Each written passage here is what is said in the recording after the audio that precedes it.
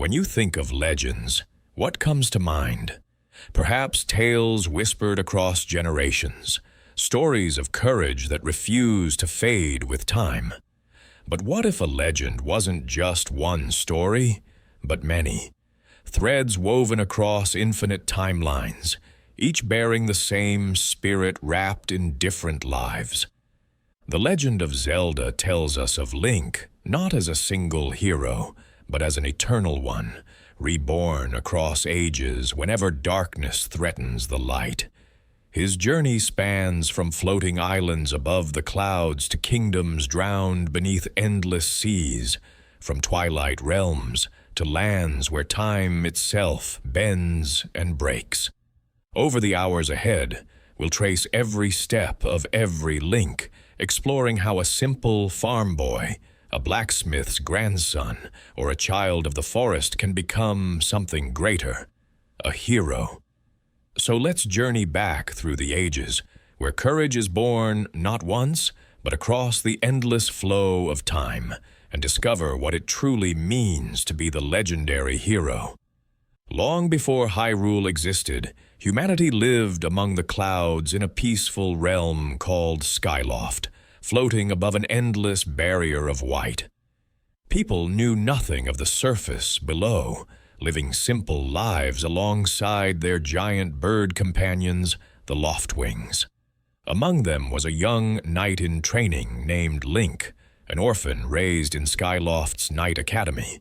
He lived an ordinary life, training, studying, and dealing with his bully, Groose, until fate called him otherwise.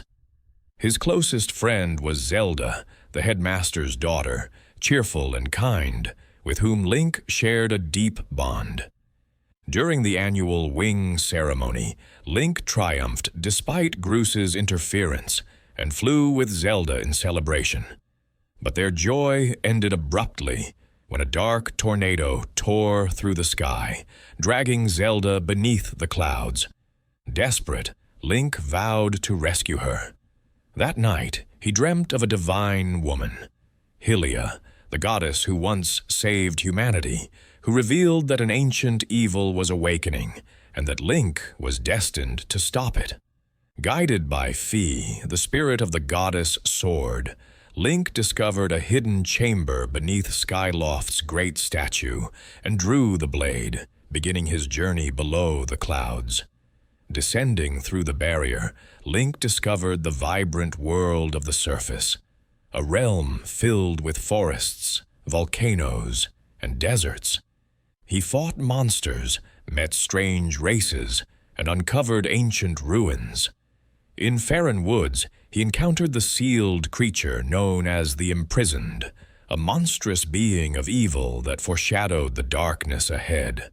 After his victory, a mysterious woman named Impa appeared, revealing that Zelda lived and was under her protection. Zelda, she said, was the mortal incarnation of the goddess Hylia, destined to help seal away the evil threatening the world. But before Link could reunite with her, she traveled through time to complete her mission. To fulfill his destiny, Link had to strengthen his sword through the three sacred flames, representing courage, power, and wisdom. His journey took him through the temples of Faron, Elden Volcano, and Lanayru Desert, where he faced cunning puzzles and terrifying foes like the demon lord Girahim, servant of the ancient evil. With each flame, the goddess sword grew stronger, finally transforming into the true goddess sword. Link reunited with Zelda in the past, where she revealed that all his trials were part of the goddess's design to prepare him. To defeat evil forever, Link sought the Triforce, the ultimate relic of the gods. Through countless trials in the Sky Keep, he gathered its three parts, power, wisdom, and courage, and wished for the destruction of the Demon King Demise. Yet Girahim struck once more, abducting Zelda and reviving his master in the distant past. Link pursued him through time to confront Demise, a towering being of darkness and hatred. Their final battle shook the world itself. Empowered by divine lightning, Link struck the final blow, sealing demise within the blade. With his dying words, Demise cursed the world, vowing that his hatred would return again and again, binding hero, princess, and evil in an endless cycle. The goddess sword transformed into the master sword, the blade of evil's bane. Fi entered eternal rest within it, waiting for future heroes. Link returned to his time, laid the sword to rest in the temple, and finally reunited with Zelda. Together, they chose to remain on the surface, guiding its people as they rebuilt a new world, the beginnings of Hyrule. Years passed. Link became a legend, the hero of the skies, his courage shaping generations to come. Zelda's divine lineage gave rise to the royal family, and the Master Sword waited in silence for the next hero. Thus began the eternal cycle. When darkness rises, courage answers. Demise's curse ensured that hatred would always return, but so would heroes to oppose it. The first Link's journey set the pattern for all that would follow. The hero, the goddess, the sacred blade, and the never-ending struggle between light and dark. From the clouds to the earth below, his courage forged not only the Master Sword, but the very spirit of heroism that would echo through all ages to come. Time moved on, and the hero of the skies became legend. Hyrule grew into a kingdom of peace, though the shadow of Demise's curse remained. In that age lived Link, a young apprentice to his grandfather, a blacksmith near Hyrule Castle. His days were simple, shaping steel, running errands, and meeting his friend, Princess Zelda. Despite their different worlds, their bond was genuine, born from curiosity and trust. When the Picori festival arrived, Link expected only celebration. But during the tournament, a mysterious sorcerer named Vaati shattered the sacred Picori blade and released monsters across Hyrule. His magic struck Zelda, turning her to stone before he vanished. The king ordered Link to seek the Minish, the tiny beings said to have forged the blade long ago. Carrying the broken sword, Link ventured into the Minish woods, determined to save Zelda. There he met Eslo, a talking creature with a strange green cap, who revealed himself to be a cursed Minish sage. Vaati, once his apprentice, had stolen the wishing cap and sought the light force hidden within the royal bloodline. With Eslo's help, Link learned to shrink to Minish size and entered their hidden world. The Minish agreed to reforge the blade if he gathered 4 elemental shards: earth, fire, water, and wind. Each element lay within a dangerous dungeon that tested his skill and resolve. With every victory, Link gained new tools and grew into the courage the quest demanded. When the elements were united, the Picori blade was reforged. But to truly restore its power, Link had to defeat Vaati himself. He stormed the corrupted castle, fought through its dark halls, and faced the Wind Mage in battle. Drawing on everything he had learned, Link overcame Vaati and purified the blade, transforming it into the Force Sword, a weapon that could split its wielder into 4. Zelda was freed. Peace returned. Eslo's curse was broken, and he returned to the Minish world. Before parting, he gave Link his green cap as a gift and reminder of friendship. Years later, the seal weakened, and Vaati escaped once more. Link drew the Force Sword again, dividing into 4 selves, and together they sealed the sorcerer back into the blade. The maidens reinforced the prison, and peace was restored. When the sword was laid to rest, Link returned to his life as a blacksmith, quiet, steady, and changed. The hero's legend faded into myth, but the courage that defined him endured, waiting for the next age to call it forth. When Link's journey ended, the world didn't stay whole. Time itself split around the choices he made. In one world, he returned to his childhood and warned Zelda before disaster struck. He lived a quiet life, growing older, teaching others what he'd learned. In another, the hero who defeated Ganon disappeared, leaving a kingdom that would one day search for a new champion. And in a darker branch of fate, he fell in battle, and Hyrule sank into years of chaos before hope rose again. People remembered him in fragments, stories told by travelers, songs sung in the streets, statues standing in ruined temples. Most had forgotten his name, but not what he stood for. A boy from the forest who found the courage to fight when no one else could. His story became the shape every future hero tried to live up to, even if they never realized it.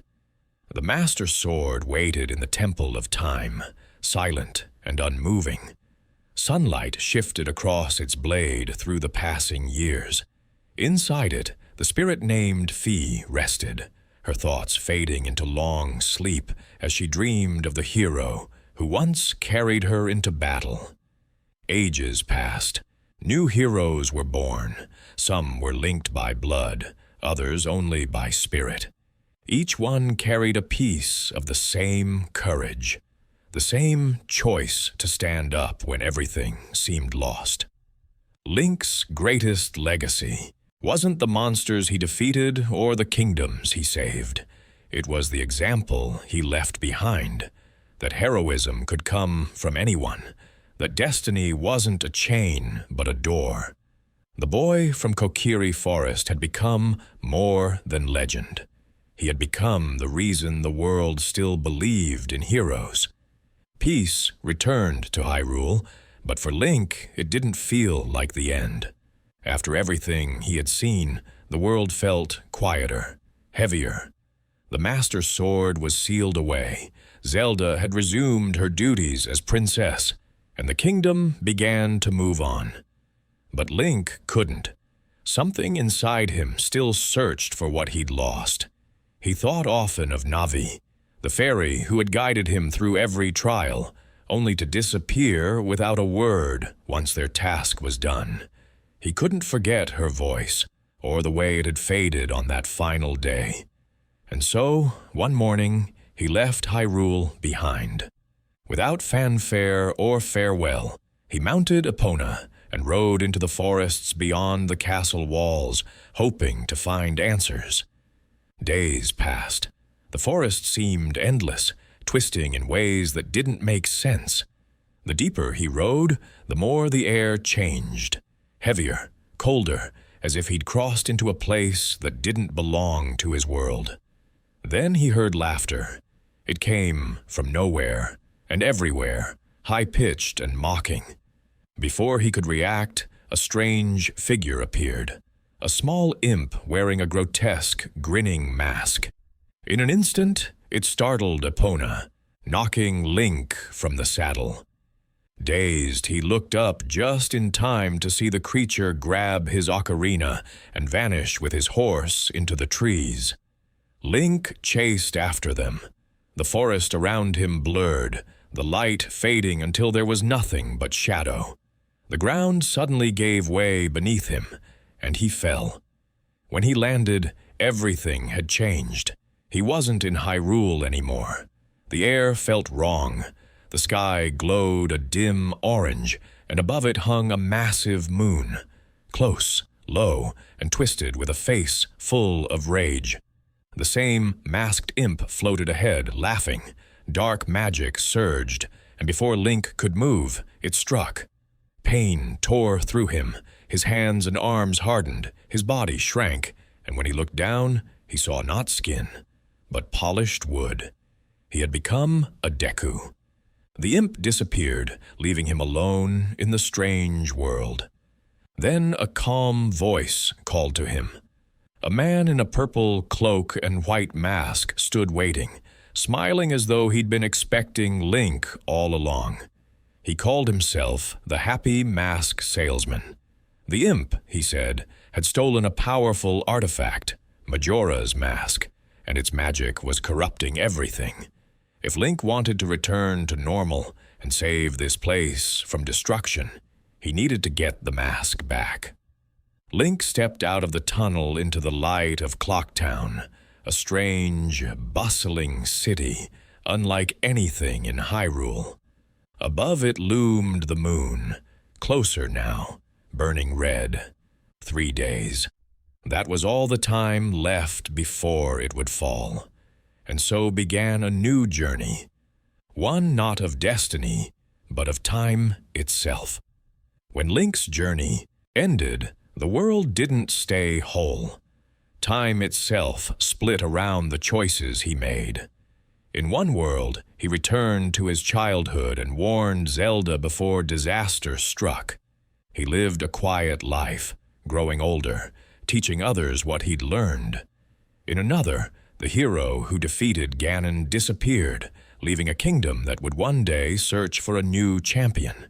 And in a darker branch of fate, he fell in battle, and Hyrule sank into years of chaos before hope rose again. People remembered him in fragments, stories told by travelers, songs sung in the streets, statues standing in ruined temples. Most had forgotten his name, but not what he stood for. A boy from the forest who found the courage to fight when no one else could. His story became the shape every future hero tried to live up to, even if they never realized it. The Master Sword waited in the Temple of Time, silent and unmoving. Sunlight shifted across its blade through the passing years. Inside it, the spirit named Fi rested, her thoughts fading into long sleep as she dreamed of the hero who once carried her into battle. Ages passed, new heroes were born. Some were linked by blood, others only by spirit. Each one carried a piece of the same courage, the same choice to stand up when everything seemed lost. Link's greatest legacy wasn't the monsters he defeated or the kingdoms he saved. It was the example he left behind, that heroism could come from anyone, that destiny wasn't a chain but a door. The boy from Kokiri Forest had become more than legend. He had become the reason the world still believed in heroes. When Link's long journey came to an end, the world didn't stay whole. The choices he made were too powerful, the events he set in motion too vast. Time itself divided, splitting into 3 distinct realities, each carrying a different fate, yet all connected by the same boy's courage. In the first, the child timeline, Link returned to his youth, carrying with him the memories of everything he had endured. He warned Princess Zelda before Ganondorf could begin his conquest, changing the future before it could happen. Because of that warning, Hyrule avoided an age of ruin. The hero lived quietly afterward, no longer the savior of a kingdom, but a teacher and a guardian. His story faded into the background of history, yet his actions created a legacy of peace that endured for generations.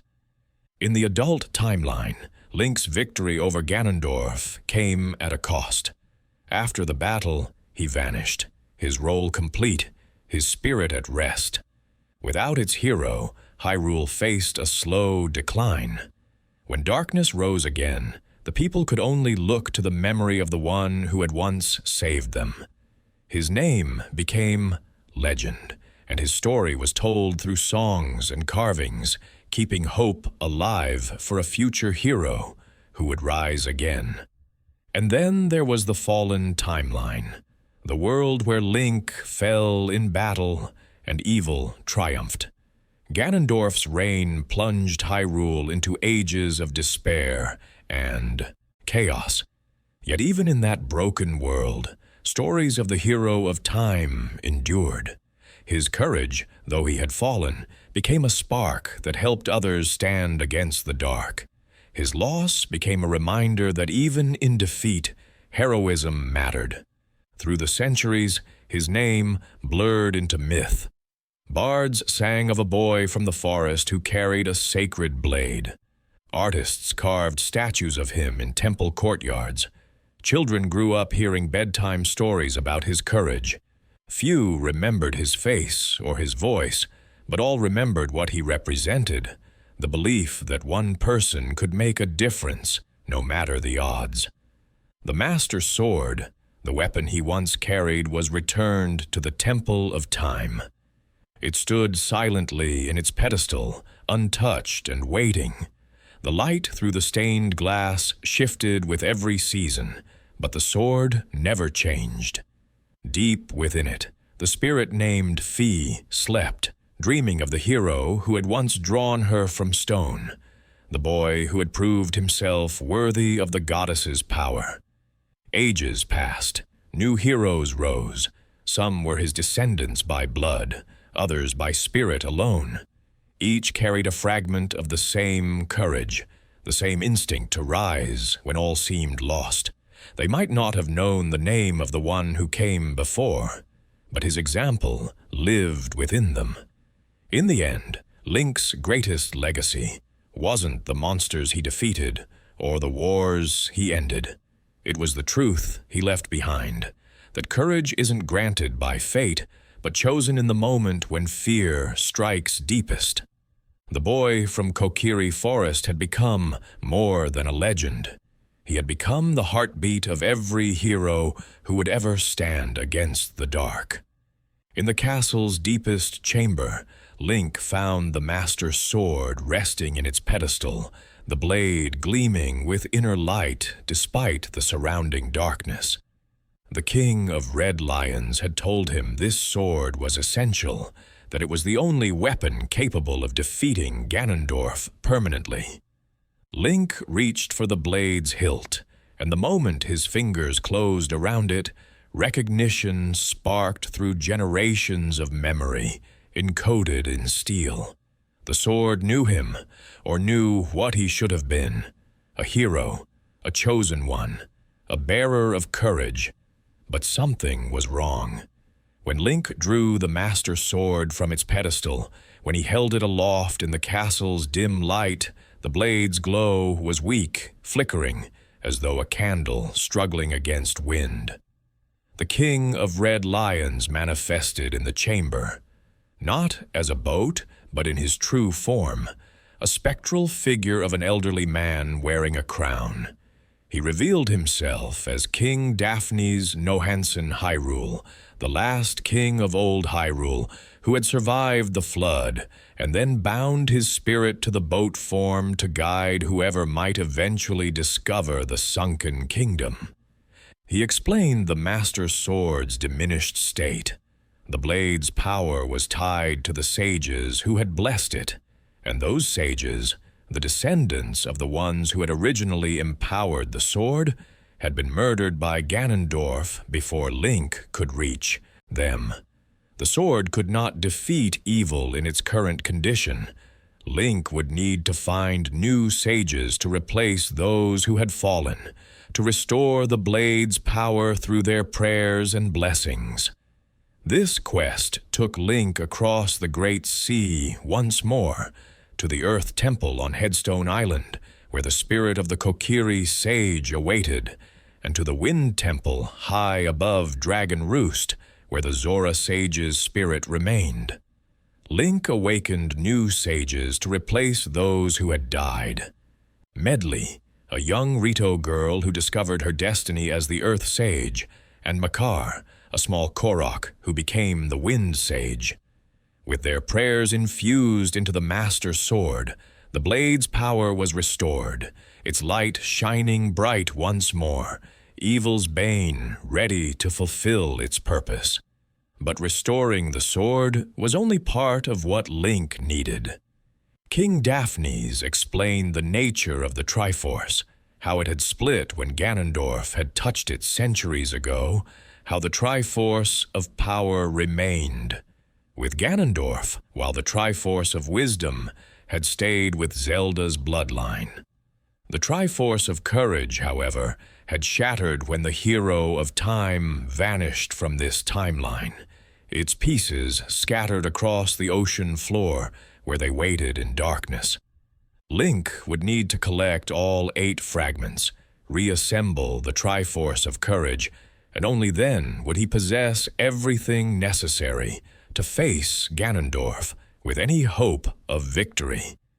The search for Triforce fragments took Link to the ocean's deepest reaches, to locations marked on ancient maps that required careful navigation and the Triforce charts that showed each fragment's resting place. He dove beneath the waves using an enchanted iron weight that pulled him to the seabed, exploring drowned ruins and sunken temples, fighting creatures that had adapted to eternal darkness, collecting glowing golden triangles that resonated with power he could feel but not fully understand. Each fragment brought a sense of greater completeness, as though Link was assembling not just an artifact, but a part of himself that had been missing. When the 8th fragment was claimed, when the Triforce of Courage reformed in his hands, Link felt courage itself flowing through him, not as an emotion, but as a tangible force that made him feel capable of facing any darkness. It was during this quest that Tetra's true nature was revealed. She had accompanied Link on portions of his journey, her pirate crew providing transport and occasional assistance.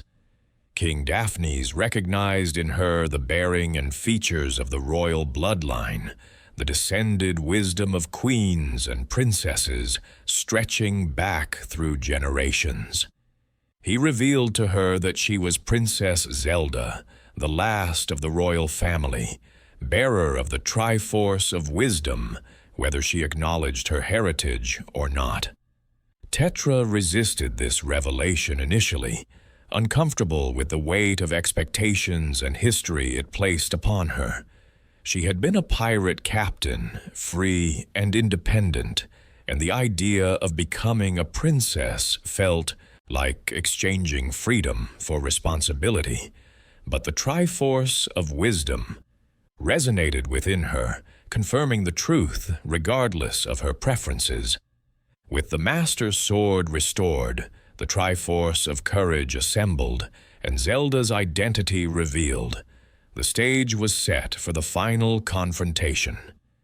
Ganondorf had been waiting in the Forsaken Fortress, using the Helmarok King to search for Zelda specifically, needing the Triforce of Wisdom to complete his collection and achieve the unlimited power the complete Triforce would grant.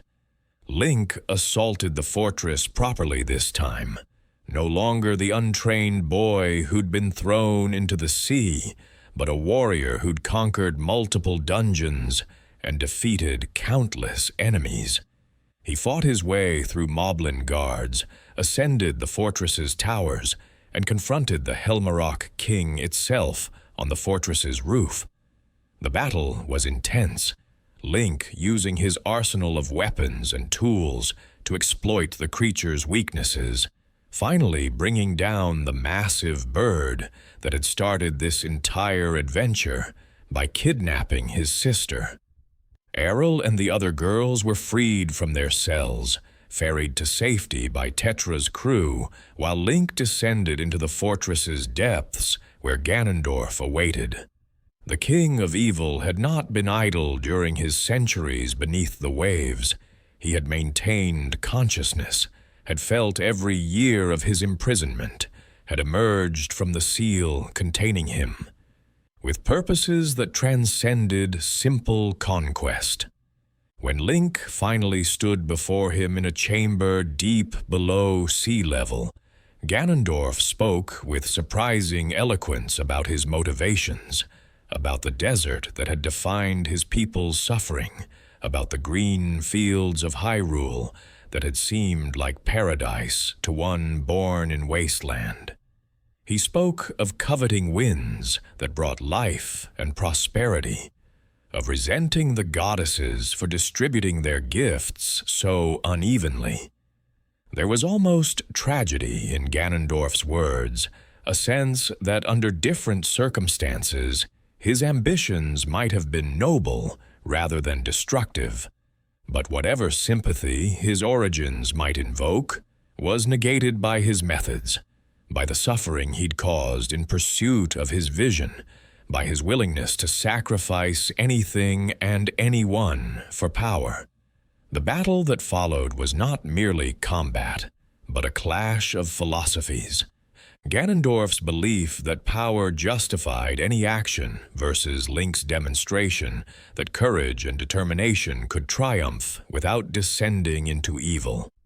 They fought through multiple chambers, Ganondorf wielding dual swords with skill honed across centuries, Link countering with techniques learned through his journey across the Great Sea.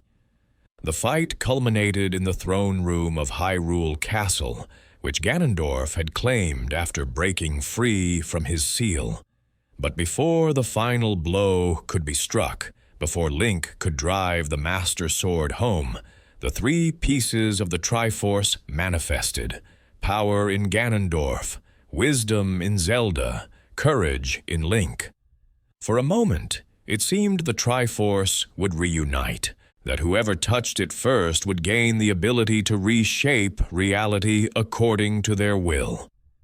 Ganondorf reached for it with hungry desperation, but someone else moved faster, someone with greater claim to the Triforce than any of them. King Daphnes, in his spectral form, touched the Triforce first. The ancient king, who had watched his kingdom drown, who had guided Link from the shadows, who had carried the weight of failure for centuries, made his wish. He did not wish for Hyrule's restoration, did not wish for the past to return or the flood to reverse. Instead, he wished for hope and future. He wished to wash away the old kingdom entirely, to give Link and Zelda and their generation the chance to build something new, rather than being chained to the failures and conflicts of ages past. The Triforce responded to his wish, and the ocean began to collapse inward. The magical barrier that had kept Hyrule preserved, shattering, allowing tons of water to rush into the Kong aces that had remained dry for centuries. Ganondorf understood what was happening, realized that his paradise was being taken from him, not through defeat, but through sacrifice. He attacked with renewed fury, but his assault was that of a desperate man watching his dreams dissolve. Link deflected Ganondorf's strikes and drove the Master Sword into the King of Evil's forehead, the blade piercing straight through his skull. Ganondorf stood impaled, the light leaving his eyes, and his final words were not curses or threats, but a quiet observation about the wind, about how it was still blowing, about how, even in death, he could feel the wind that he'd coveted for so long. Then he turned to stone, the Master Sword still embedded in his skull, a statue commemorating his defeat. Link and Zelda fled the castle as Hyrule drowned in truth this time, not preserved beneath the ocean but actively destroyed by water rushing in from all sides. King Daphnes remained behind, choosing to die with his kingdom, his wish fulfilled, and his purpose complete. Link and Zelda surfaced and found themselves in the middle of an empty ocean, no land visible in any direction. But Tetra, for she refused to be called Zelda, refused to let her royal heritage define her completely, had her ship nearby, and she pulled Link from the water. Together, they sailed away from the spot where Hyrule had rested, where it now lay buried not merely beneath water, but beneath the weight of released history. The adventure should have ended there, with Hyrule destroyed and Ganondorf defeated permanently. But Link and Tetra's story had one more chapter. They sailed across the great sea, searching for new land, for some place that could become home for all the people scattered across isolated islands. The search led them beyond the known sea, through storms and dangerous waters, until they encountered a phenomenon that pulled their ship into another realm entirely, the world of the Ocean King, a dimension parallel to their own, with its own ocean and its own crisis. The adventure that followed, chronicled as Phantom Hourglass, saw Link working alongside a cowardly but lovable captain named Lindbeck, navigating through this alternate ocean realm, attempting to rescue Tetra, who had been turned to stone by the curse of the realm's antagonist. The Ocean King's world operated under different rules, time itself functioning strangely, the very landscape seeming less solid than the world Link knew. He confronted Bellum, a monstrous squid-like entity that fed on life force, defeating it through a combination of courage, strategy, and the Ocean King's assistance. Tetra was restored. Linebeck gained genuine courage despite his cowardly nature, and Link and his companions returned to their own world, emerging as though no time had passed, despite the weeks they'd experienced in the alternate realm. When they finally returned to the Great Sea, when they resumed their search for new land, the quest eventually succeeded. They discovered a continent beyond the ocean's edge, unspoiled territory that could support not just their crew, but all the scattered populations of the island communities. Tetra established new Hyrule on this land, creating a kingdom that honored the Old One's name while rejecting its specific burdens and conflicts. She became Queen Zelda officially, though she ruled with a pirate's pragmatism rather than traditional royal detachment. Link remained at her side, not as a knight or bodyguard, but as a companion and friend whose courage had proven that heroism required neither prophecy nor divine appointment.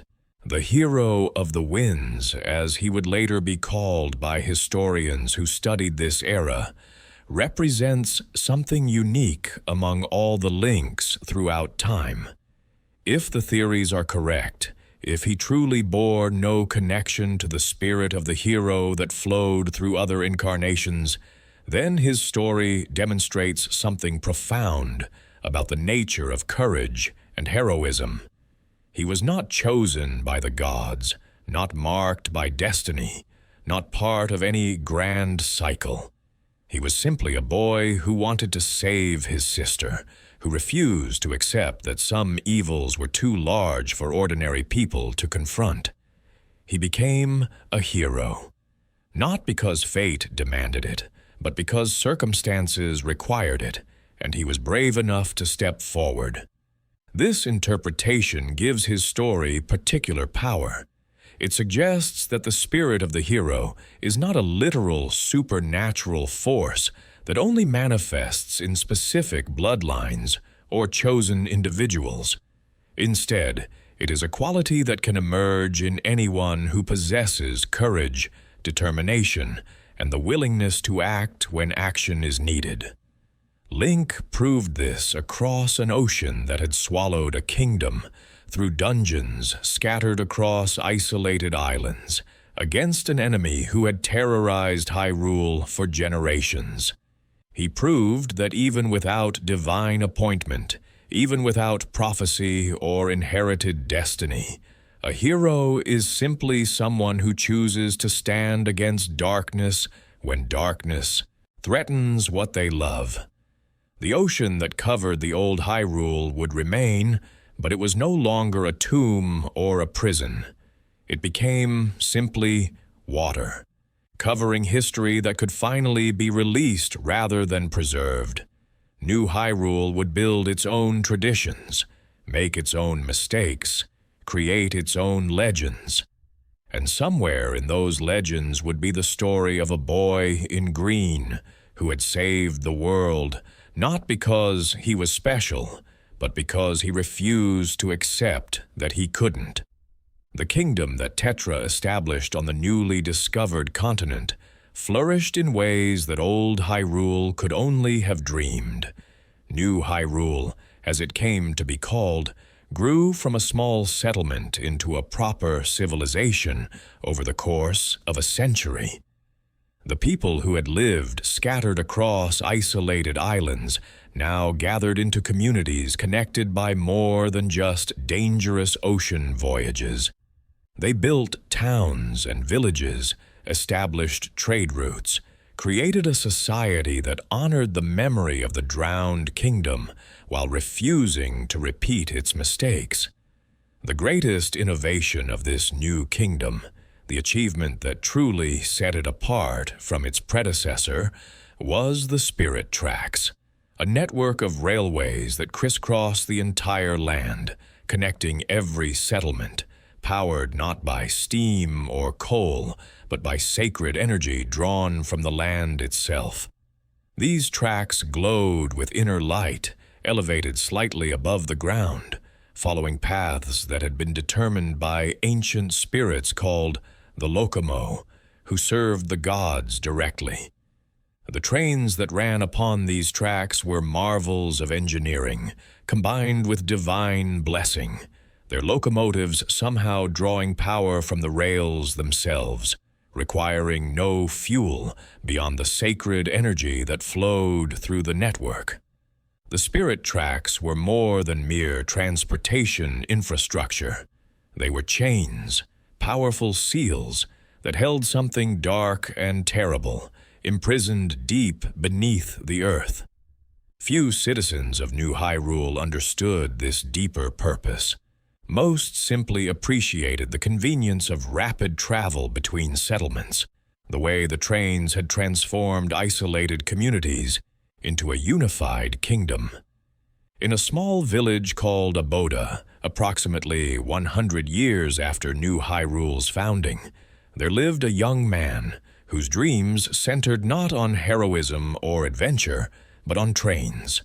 His name was Link, and he had no connection to the legendary heroes of ages past, beyond sharing their name.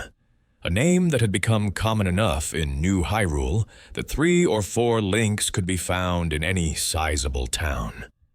This particular Link had lived in Aboda village for most of his life, raised by an elderly man named Nico, who served as something between grandfather and guardian. Nico was ancient now, his face weathered by decades of sun and salt, his body stooped with age, yet his eyes still carried the spark of someone who had lived an adventurous youth. What Link didn't know, what Nico rarely spoke about, was that the old man had once sailed as part of Tetra's pirate crew, had been present during the discovery of New Hyrule, had witnessed firsthand the adventures of the hero of the winds. Nico had chosen to settle in Aboda when his sailing days ended, adopting Link when the boy's parents died or disappeared under circumstances that history has not adequately recorded. He raised Link with stories of the ocean and ships, of the old days when every voyage was an adventure and danger lurked beyond every horizon. But those were just stories to Link, entertaining tales from a past that seemed disconnected from his present reality. Link's passion was trains, specifically the art and science of operating them. He had apprenticed under Alfonso, the village's master engineer, and the man responsible for maintaining the spirit track section that passed through their region. Alfonso was a perfectionist who demanded absolute precision from his students, accepting nothing less than complete mastery of every aspect of train operation: how to read the track's energy flow, how to adjust speed for different terrains, how to navigate switches and junctions, how to perform emergency repairs when systems failed. Link absorbed these lessons with dedication that bordered on obsession, spending every spare moment studying diagrams or practicing on Alfonso's training track. The day of Link's graduation from apprentice to full engineer arrived with appropriate ceremony. He donned the official uniform, a blue conductor's outfit that marked him as a certified operator of New Hyrule's rail system. The graduation ceremony took place at Aboda Station, with Alfonso presenting Link with his certification and offering gruff congratulations that barely concealed genuine pride. Link had demonstrated exceptional skill throughout his training, showing an intuitive understanding of the track's energy flow that some engineers never developed even after years of experience. His graduation assignment would take him directly to Hyrule Castle, where Princess Zelda herself had requested his services for a task she would explain upon his arrival. This Princess Zelda was a descendant of Tetra through multiple generations, bearing the same name that had been passed down through the royal line since the original Zelda had founded New Hyrule.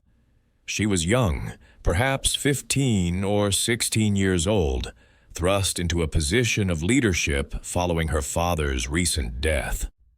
Unlike some royalty who remained distant from their subjects, this Zelda possessed an active curiosity about her kingdom and a tendency to involve herself directly in matters rather than delegating everything to advisors. She had noticed something troubling about the spirit tracks. Sections were disappearing, simply vanishing as though they had never existed, leaving gaps in the network that made travel between certain regions impossible. Link met Princess Zelda in the castle's courtyard, where she waited beside a royal train that had been prepared for their use. She explained her concern about the disappearing tracks, her belief that something was fundamentally wrong with the seals that protected New Hyrule.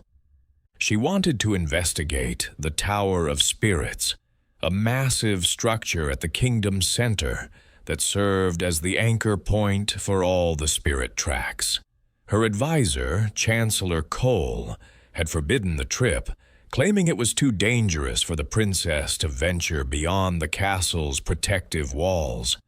But Zelda had never been one to accept restrictions without question, and she'd decided to go anyway, in secret, with Link as her engineer and companion. The journey toward the Tower of Spirits was interrupted before they'd traveled more than a few miles. Chancellor Cole appeared on the tracks ahead of them, and his appearance was wrong, in ways that immediately triggered Link's instincts. The Chancellor's body moved with unnatural fluidity. His eyes glowed with energy that no human should possess, and his voice carried harmonic distortions that suggested multiple beings speaking in unison.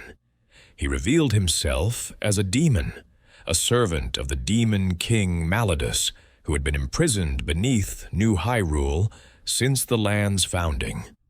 Cole had infiltrated the kingdom's highest levels of government, had worked for years to sabotage the spirit tracks from within, all in service of releasing his master from the seals that bound him.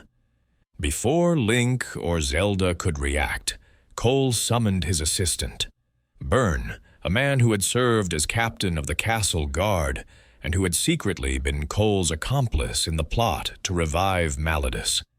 Together, they used dark magic to rip Zelda's spirit from her body, separating soul from flesh in a violation of natural law that left Zelda's physical form unconscious and her spiritual essence visible only as a translucent phantom.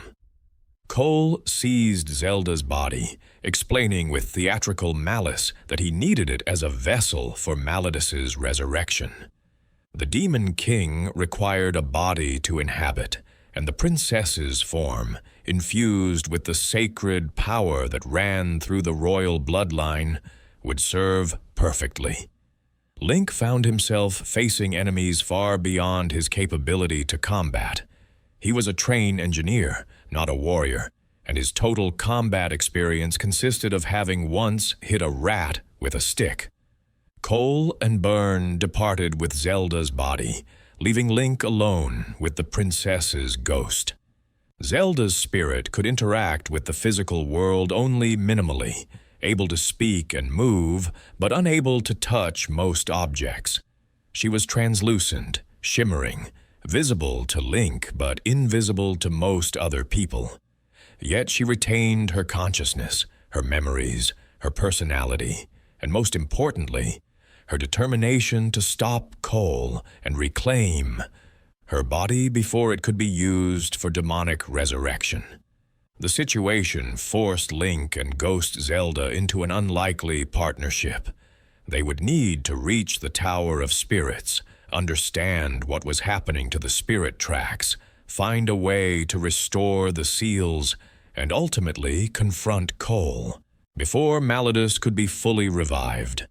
Link had no combat training, no legendary weapons, no mark of destiny suggesting he was suited for this task. But he had courage, the simple, stubborn courage of someone who refuses to accept that a problem is unsolvable. And he had Zelda's knowledge and determination to guide him. Together, they formed a team that transcended the usual hero and princess dynamic. Zelda was not a damsel to be rescued, but an active partner whose strategic thinking and royal education proved as valuable as any sword. The Tower of Spirits dominated the landscape, a massive structure of stone and light that reached toward the sky like a finger pointing at the gods. Inside, the tower was organized as a vertical dungeon, its floors stacked atop each other, each one presenting puzzles and challenges that required both Link and Zelda's cooperation to overcome. Link acquired a sword and shield from fallen knights within the tower, weapons he barely knew how to use effectively. His combat style was clumsy at first, wild swings and poorly timed blocks, the movements of someone who had never needed to fight before. But necessity proved an effective teacher, and Link learned through desperate trial how to parry and counterattack, how to read enemy movements, how to turn defensive techniques into offensive opportunities. Zelda's role in combat took an unexpected form. Throughout the tower, they encountered phantoms, animated suits of armor that patrolled the halls, attacking anything that moved. These phantoms were technically enemies, but Zelda discovered she could possess them, her spirit temporarily inhabiting the armor and controlling it as though it were her own body. Possessed phantoms would protect Link, could carry him across dangerous gaps, could activate switches too heavy for him to move alone.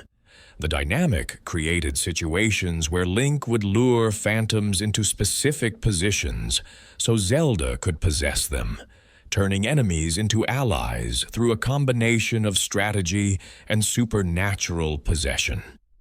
As they ascended the Tower of Spirits, as they restored each floor and reactivated portions of the Spirit Track network, Link and Zelda developed a rapport that transcended their different backgrounds. Zelda revealed a personality that courtly formality had previously hidden. She was clever and determined, but also sometimes petty, occasionally vain, and possessed of a competitive streak that made her constantly compare her contributions to Link's. For his part, Link demonstrated a quiet competence that had nothing to do with legendary heroism and everything to do with practical problem-solving. When faced with impossible situations, he simply tried different approaches until something worked, applying the same methodical thinking he'd used to master train engineering.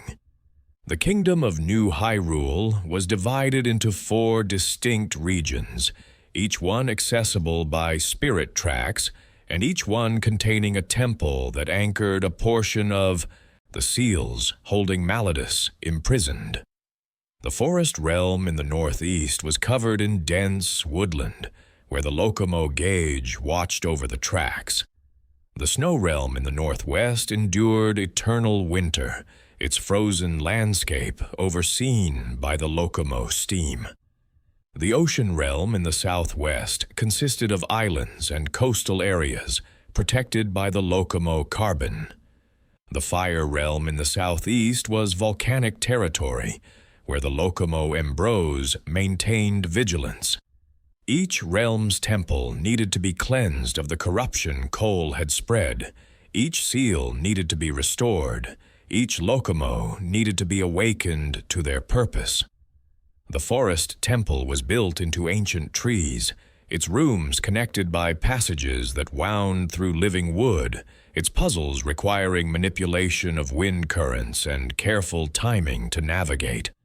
Link acquired a whip here, a tool that extended his reach and allowed him to grab distant objects or swing across chasms. The temple's guardian was a massive insect that had been corrupted by dark energy, its mandibles capable of shredding stone, its armor seemingly impervious to conventional attacks. Link and Zelda worked together, Link distracting the creature, while Zelda in phantom form struck at weak points exposed during its attacks.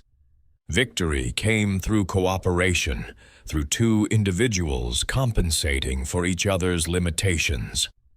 The Snow Temple presented challenges related to ice and freezing temperatures, its chambers filled with slippery surfaces and enemies adapted to Arctic conditions. Here, Link acquired a boomerang that could freeze targets temporarily, creating platforms of ice or stunning enemies to make them vulnerable. The Ocean Temple required manipulation of water levels and navigation through submerged passages, teaching Link to work underwater despite having grown up in a landlocked village.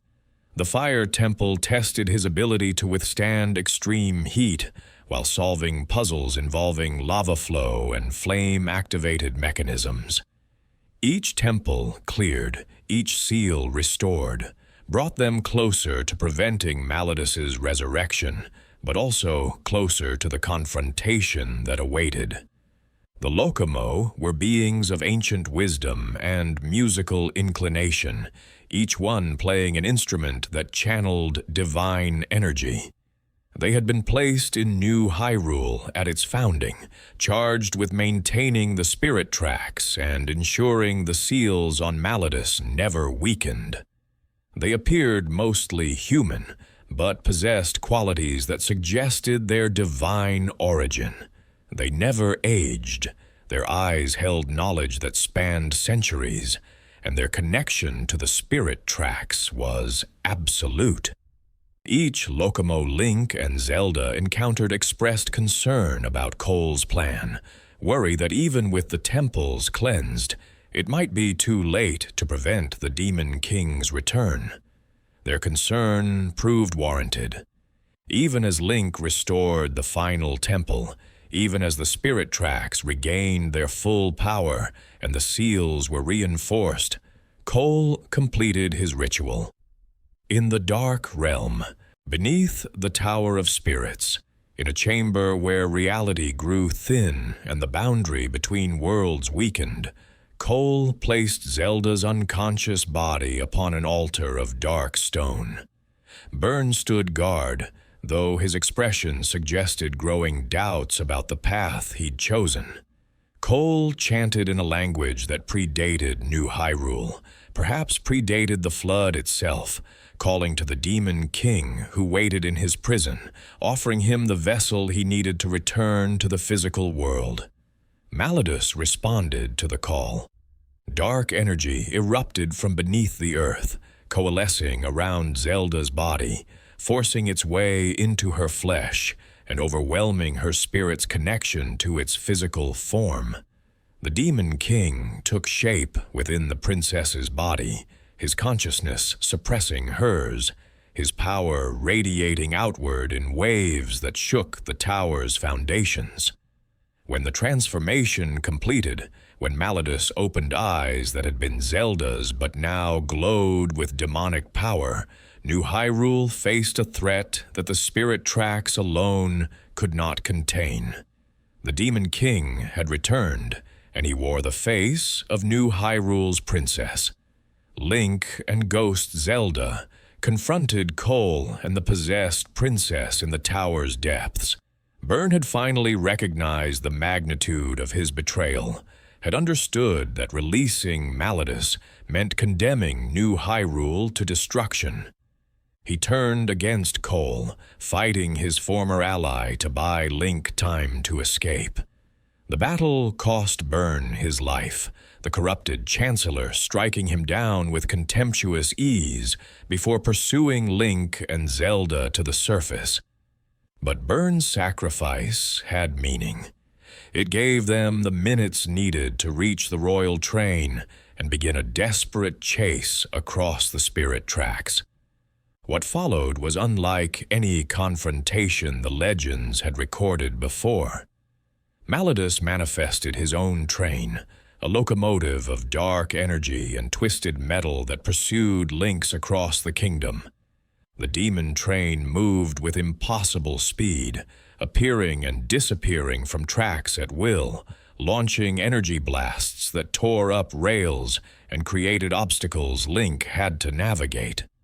Zelda used the train's cannon, firing sacred light at their pursuer, while Link managed the locomotive's speed and trajectory, using every technique Alfonso had taught him to stay ahead of destruction. The chase crossed all 4 realms, screaming across forest tracks, sliding through snow, racing along coastal rails, burning through volcanic territory. The final confrontation occurred at the Dark Realm's entrance, where the boundary between worlds was thinnest. Link and Zelda, working with the Locomo who had gathered to provide support, managed to separate Malladus from Zelda's body through a combination of sacred music and direct assault. The Demon King emerged in his true form, a massive armored beast with the body of a boar, the head of a demon, and enough power to shatter mountains. Yet now he was vulnerable, no longer protected by possession of a sacred bloodline, exposed to attack from the Blade Link had been given by the spirits themselves. The battle was desperate and chaotic.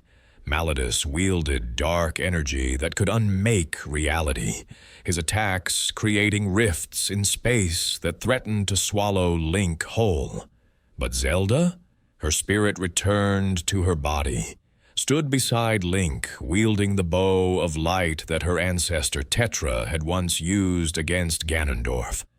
Together, they demonstrated the same cooperation that had carried them through temples and trials. Zelda's light arrows would stun Malladus, creating openings for Link to rush in with his sword, driving the blade into weak points in the Demon King's armor. Each strike brought Malladus closer to defeat, his roars of rage transforming gradually into sounds approaching fear. When the final blow landed, when Link drove his sword through Malladus's core, the Demon King dissolved into shadows that fled screaming back into whatever dark realm had birthed him. The spirit tracks glowed with renewed power, the seals reinforced beyond Cole's ability to ever weaken them again. New Hyrule was safe, its people never having known how close they'd come to demonic domination. Link and Zelda stood together at the Dark Realm's entrance, exhausted and bruised, victorious not through destiny or divine appointment, but through stubborn determination and genuine partnership. In the aftermath, life returned to something approaching normal. The Locomo, their purpose fulfilled, and their vigilance no longer required at such intense levels, departed for the spirit realm that had been their original home. They left behind the spirit tracks as their legacy, a gift that would serve New Hyrule for generations to come. Link returned to his life as an engineer, though his roots now took him across the entire kingdom, and he found that operating trains somehow felt both more and less important than it had before his adventure. Zelda resumed her role as princess with new confidence, her time as a ghost having taught her humility, and her adventure having demonstrated that leadership meant more than issuing orders from a throne. The hero of trains, as this Link would be called by later historians, represented something unique in the chronology of heroes. He had no confirmed blood connection to previous Links, no inherited destiny, no mark from the goddesses suggesting he was chosen for greatness. He was simply a train engineer who had been in the right place at the right time, who had refused to abandon a friend in need, who had learned to fight because the alternative was allowing evil to triumph. His story suggested that in this timeline, in the world born from the hero of Wind's actions, heroism had become democratized. Any person with sufficient courage could rise to meet darkness, prophecy and bloodlines be damned. But while the adult timeline saw New Hyrule flourishing and the spirit of heroism manifesting in unexpected individuals, other timelines followed different trajectories. The child timeline, where the hero of Twilight had walked his path, continued its own evolution, its own cycles of darkness and light. Yet there existed a third timeline, one born not from Link's victory, but from his defeat, a reality that diverged at the moment of the hero of time's final battle with Ganondorf in the original timeline. This was the fallen timeline, and its existence posed questions about the nature of fate, possibility, and the multiverse of realities that might spring from any pivotal moment in history. In this fallen reality, events proceeded initially as they had in the other timelines. The hero of time gathered the spiritual stones, opened the door of time, drew the master sword, and slept for 7 years while his body matured. He awakened, restored the provinces consumed by Ganondorf's evil, freed the sages, and confronted the king of evil in his tower above a conquered Hyrule. But in this timeline, in this version of events, the hero lost. Perhaps he made a single mistake in that final battle, a moment of hesitation or a poorly timed attack. Perhaps Ganondorf simply fought better in this reality, his tactics more effective, his power more overwhelming. The reason hardly matters compared to the result. The Master Sword fell from the hero's hand, Ganon's blade found its mark, and the hero of time died on the floor of Ganon's tower. Without the hero to seal him, Ganondorf's victory seemed complete. He stood atop his tower holding the Triforce of Power, the Master Sword's wielder dead at his feet, the 7 sages imprisoned and unable to act while the hero lived. But the sages, desperate and grieving, found strength in their desperation. They could not defeat Ganondorf. That had been the hero's destiny, and he had failed. But they could seal him, could use their combined power to force the king of evil into the sacred realm and lock the door behind him. The seal cost them dearly, requiring sacrifices of power and life force that left them diminished. Yet they succeeded, trapping Ganondorf in the sacred realm, along with the Triforce he'd sought for so long. This solution was imperfect from its inception. The sacred realm was meant to be a place of peace and divine power, a reflection of the Triforce's nature. But Ganondorf, sealed within that realm with the Triforce of power in his possession, began corrupting the space around him. His malice seeped into the sacred realm's essence, transforming it from a domain of light into something twisted and wrong.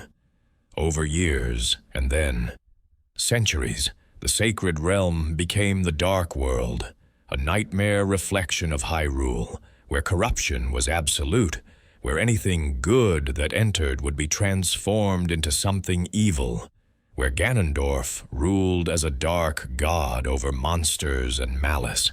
The Dark World leaked into Hyrule proper, its influence seeping through the seal the sages had placed. Monsters that had once been merely dangerous became truly evil, possessed of malice that transcended simple animal aggression. People who ventured too close to the seal's location sometimes disappeared, pulled into the Dark World, where they were transformed into creatures that served Ganondorf's will. Hyrule entered an age of decline, its golden era ended by the hero's death, its future uncertain as darkness pressed constantly against the boundaries of light. The Knights of Hyrule, that ancient order to which so many heroes' fathers had belonged, became the kingdom's primary defense against the encroaching darkness. These warriors maintained vigilance, patrolling the borders where the Dark World's influence was strongest, fighting monsters that emerged from corrupted areas, protecting communities that couldn't protect themselves. Among these knights were individuals who carried the bloodline of the fallen hero, descendants of the hero of time, through whatever family he'd left behind before his final battle. The heroic spirit that had failed once waited within these bloodlines, dormant but present, ready to manifest again when circumstances demanded it. Generations passed in this diminished Hyrule. The kingdom persisted but never prospered, always fighting, always struggling, always aware that the seal on Ganon was weakening. The sages who had placed that seal had long since died, their power passed to successors who maintained the barrier through ritual and prayer. But everyone understood the fundamental truth. Seals were temporary, evil was patient, and eventually Ganon would break free. When that day came, Hyrule would need a hero. Not the hero of time, who had died centuries before, but someone carrying his courage, someone descended from his line, someone willing to take up the blade of evil's bane and stand against darkness regardless of the cost. This fallen timeline created a reality where evil had won initially, where the hero's death had led to ages of suffering, where hope was scarce and victory uncertain. It was a darker world than the others, a reality where the cycle of light and dark tilted noticeably toward darkness, where each victory felt temporary and each peace felt like merely a pause before the next conflict. Yet it was also a world that demonstrated resilience, that showed how humanity could endure even when prophecy failed, even when the chosen hero fell, even when darkness seemed inevitable. In this timeline, heroism became not about destined victory, but about refusing to surrender, even when surrender seemed rational. The stage was set, in this fallen reality, for new heroes to rise. The bloodline of the original hero waited in various families, none aware of their heritage, none knowing they carried courage in their veins. The Master Sword rested in the Lost Woods, waiting for worthy hands to draw it.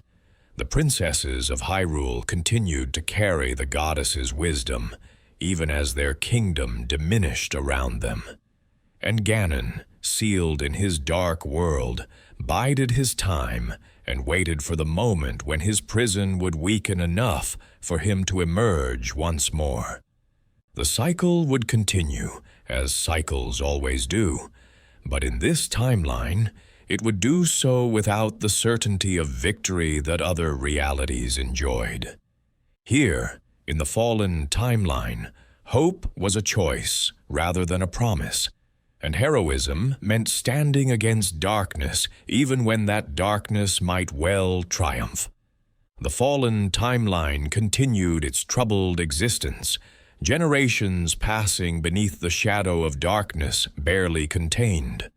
The kingdom of Hyrule endured through these ages, diminished but not destroyed, its people carrying forward traditions and hopes even as they felt history's weight pressing down upon them.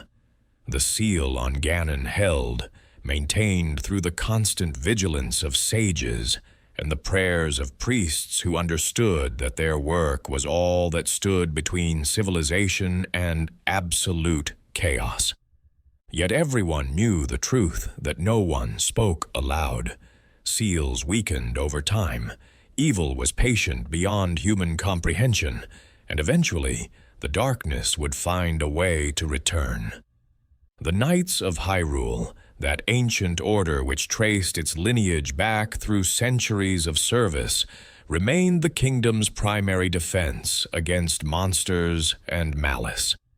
These warriors were not merely soldiers, but keepers of sacred duty, trained from youth in the arts of combat and blessed with knowledge of the kingdom's true history.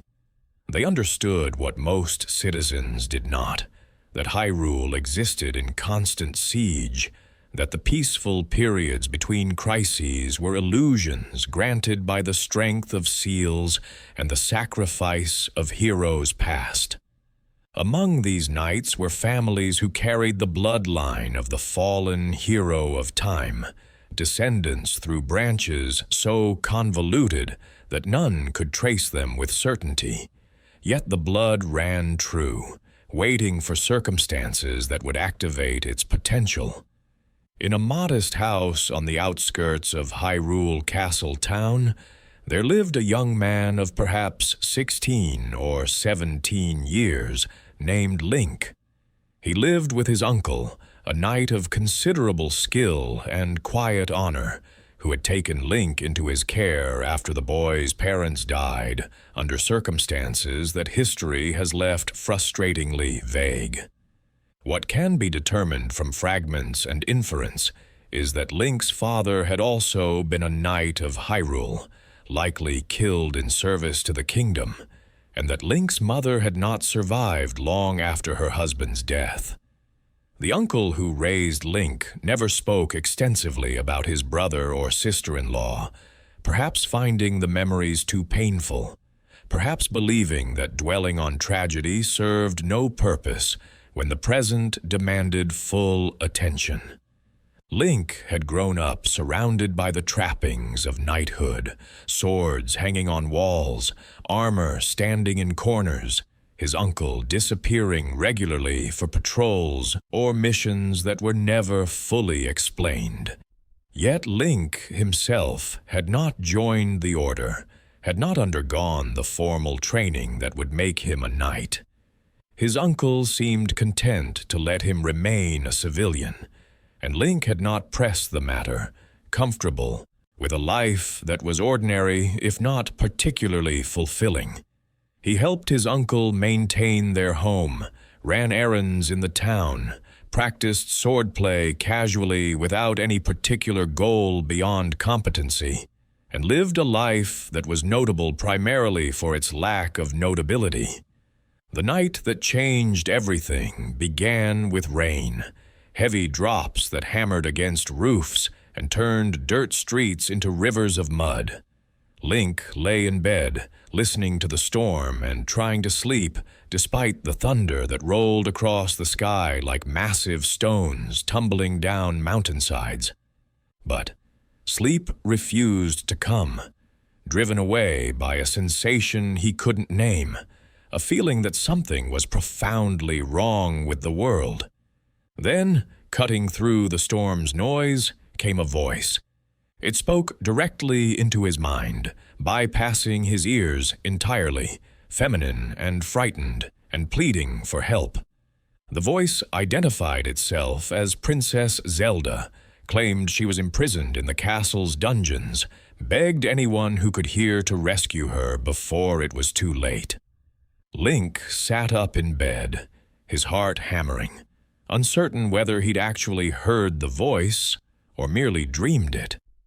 But then he heard his uncle moving in the house's lower floor, heard the distinctive sounds of armor being donned and weapons being prepared. Link descended to find his uncle fully equipped, sword belted at his waist, a grim expression on his weathered face. The uncle explained, his voice carrying the weight of decisions made under duress, that he was going to the castle, that something terrible was happening, that Link should remain here where it was safe. Then he left, stepping out into the storm without further explanation, leaving Link alone, with the echo of Zelda's telepathic plea still resonating in his mind. Link tried to obey. He understood that his uncle was a trained knight, while he was merely someone who knew which end of a sword to hold. But the voice had called to both of them, had reached out with desperate telepathy to anyone with the bloodline to hear it. The fact that Link had heard the call at all suggested something about his heritage, about the blood running through his veins, about the potential that lay dormant within him. As minutes turned to hours, as the storm continued its assault on the world, Link found his resolve crumbling. His uncle should have returned by now, should have sent word, should have done something to indicate the situation was under control. The silence suggested the opposite. Link armed himself with a simple sword from his uncle's collection, a blade meant for training rather than true combat, and a lantern to light his way through the storm. He left the house and made his way through flooded streets toward Hyrule Castle, which loomed against the lightning-lit sky like a tombstone marking civilization's grave. The castle grounds should have been patrolled by guards, should have been secure against unauthorized entry, but Link found the gates standing open and the courtyards empty of any living presence. Something had gone catastrophically wrong, that much was obvious, and Link moved through the grounds with growing dread. He found the entrance to the castle's sewers, a route his uncle had described once in passing, mentioned as an emergency escape route known only to knights. Link descended into darkness, his lantern casting shadows that danced across ancient stone, water dripping from ceiling to floor with echoes that suggested vast spaces beyond his light's reach. He navigated through passages that seemed designed to confuse, following instinct more than knowledge, drawn forward by the faint sense that he was moving in the right direction. Then, in a chamber where 3 passages converged, Link found his uncle. The knight lay against a wall, his armor dented and bloodied, his sword lying just beyond his reach where it had fallen from nerveless fingers. Link rushed to his side, his hands hovering uselessly over wounds he had no knowledge to treat, his voice calling his uncle's name with increasing desperation as he realized the severity of the situation. His uncle's eyes opened, focused on Link with recognition tinged by regret, and his voice emerged as barely more than a whisper. He explained that he'd tried to rescue the princess, that he'd failed, that the castle had been claimed by darkness. He couldn't fight alone. Then he removed his sword and shield, pressed them into Link's hands, and made his nephew promise to do what he could not, save Princess Zelda from whatever evil had claimed the castle. The promise was given, though Link had no idea how he could hope to accomplish what a trained knight had died attempting. His uncle's final words spoke of destiny and bloodline, of courage that ran in their family, of the certainty that Link carried within him the potential for greatness if he could find the courage to embrace it. Then the light faded from his uncle's eyes, his body went still, and Link found himself alone in the darkness beneath Hyrule Castle, holding a dead man's sword and a promise he'd made to a dying knight. Link pressed forward because the alternative was accepting that his uncle had died for nothing. He navigated the remaining sewer passages, fought through guards who had been transformed into monsters by whatever magic had claimed the castle, and eventually found the dungeons where Zelda was imprisoned. The princess was exactly where her telepathic cry had suggested, locked in a cell that glowed with magical wards. Link managed to break the seal, more through desperate fumbling than any particular skill, and freed Zelda, who regarded him with a mixture of relief and confusion. She had expected a knight in full armor, a warrior of obvious competence, and instead, her rescuer was a teenager with a training sword and determination that exceeded his capability. Zelda explained as they fled through the castle's secret passages, Link following her guidance through routes she'd memorized during her captivity. A wizard named Aghanim had appeared at court months ago, presenting himself as an advisor with solutions to the kingdom's growing monster problem. The king had welcomed him, grateful for any help, and Aghanim had indeed succeeded in pushing back the darkness, in reinforcing the seals, in bringing a sense of security that Hyrule hadn't felt in generations. But it had all been theater, manipulation designed to gain trust while Aghanim worked toward his true purpose. He had murdered the king, seized control of the castle, and begun hunting the descendants of the 7 sages, young women across Hyrule who carried the bloodline of those who had sealed Ganon away in ages past.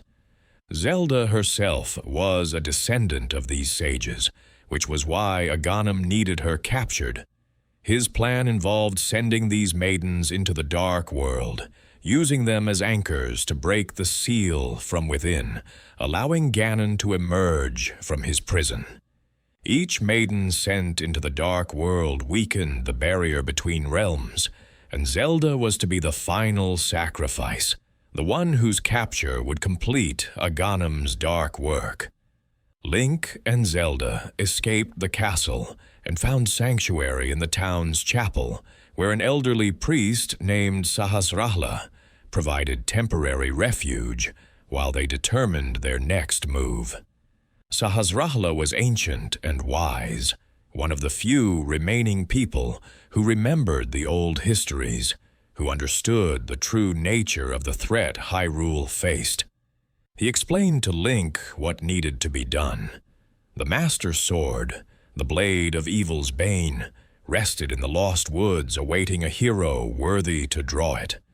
But the sword would not respond to just anyone. It required proof of virtue, demonstration that the would-be wielder possessed the qualities necessary to bear such power. 3 pendants existed, scattered across Hyrule, each one representing a core virtue: courage, wisdom, and power. Link would need to claim all 3, prove himself worthy, and only then could he draw the Master Sword and have any hope of stopping Aghanim's plan. The quest for the pendants took Link across Hyrule, through dungeons that had once been temples, but had fallen into disrepair and been claimed by monsters. The Eastern Palace yielded the Pendant of Courage after Link navigated through rooms filled with enemies and puzzles, culminating in a battle against a massive armored creature that required careful observation to defeat. The Desert Palace in Hyrule's arid southern region held the Pendant of Power, its chambers filled with sand and traps that tested Link's ability to think under pressure. The Tower of Hera, built into the peak of Death Mountain, contained the Pendant of Wisdom, requiring Link to ascend through floors that grew progressively more challenging as he climbed toward the summit. Each dungeon conquered, each pendant claimed, transformed Link from a frightened teenager with a training sword into something approaching a warrior. He learned through desperate necessity how to read enemy patterns, how to use items found in dungeons to solve problems that seemed impossible, how to push past fear when fear threatened to paralyze. The process was neither quick nor easy, but by the time Link descended Death Mountain with the third pendant in hand, he moved with confidence that would have seemed impossible just weeks earlier.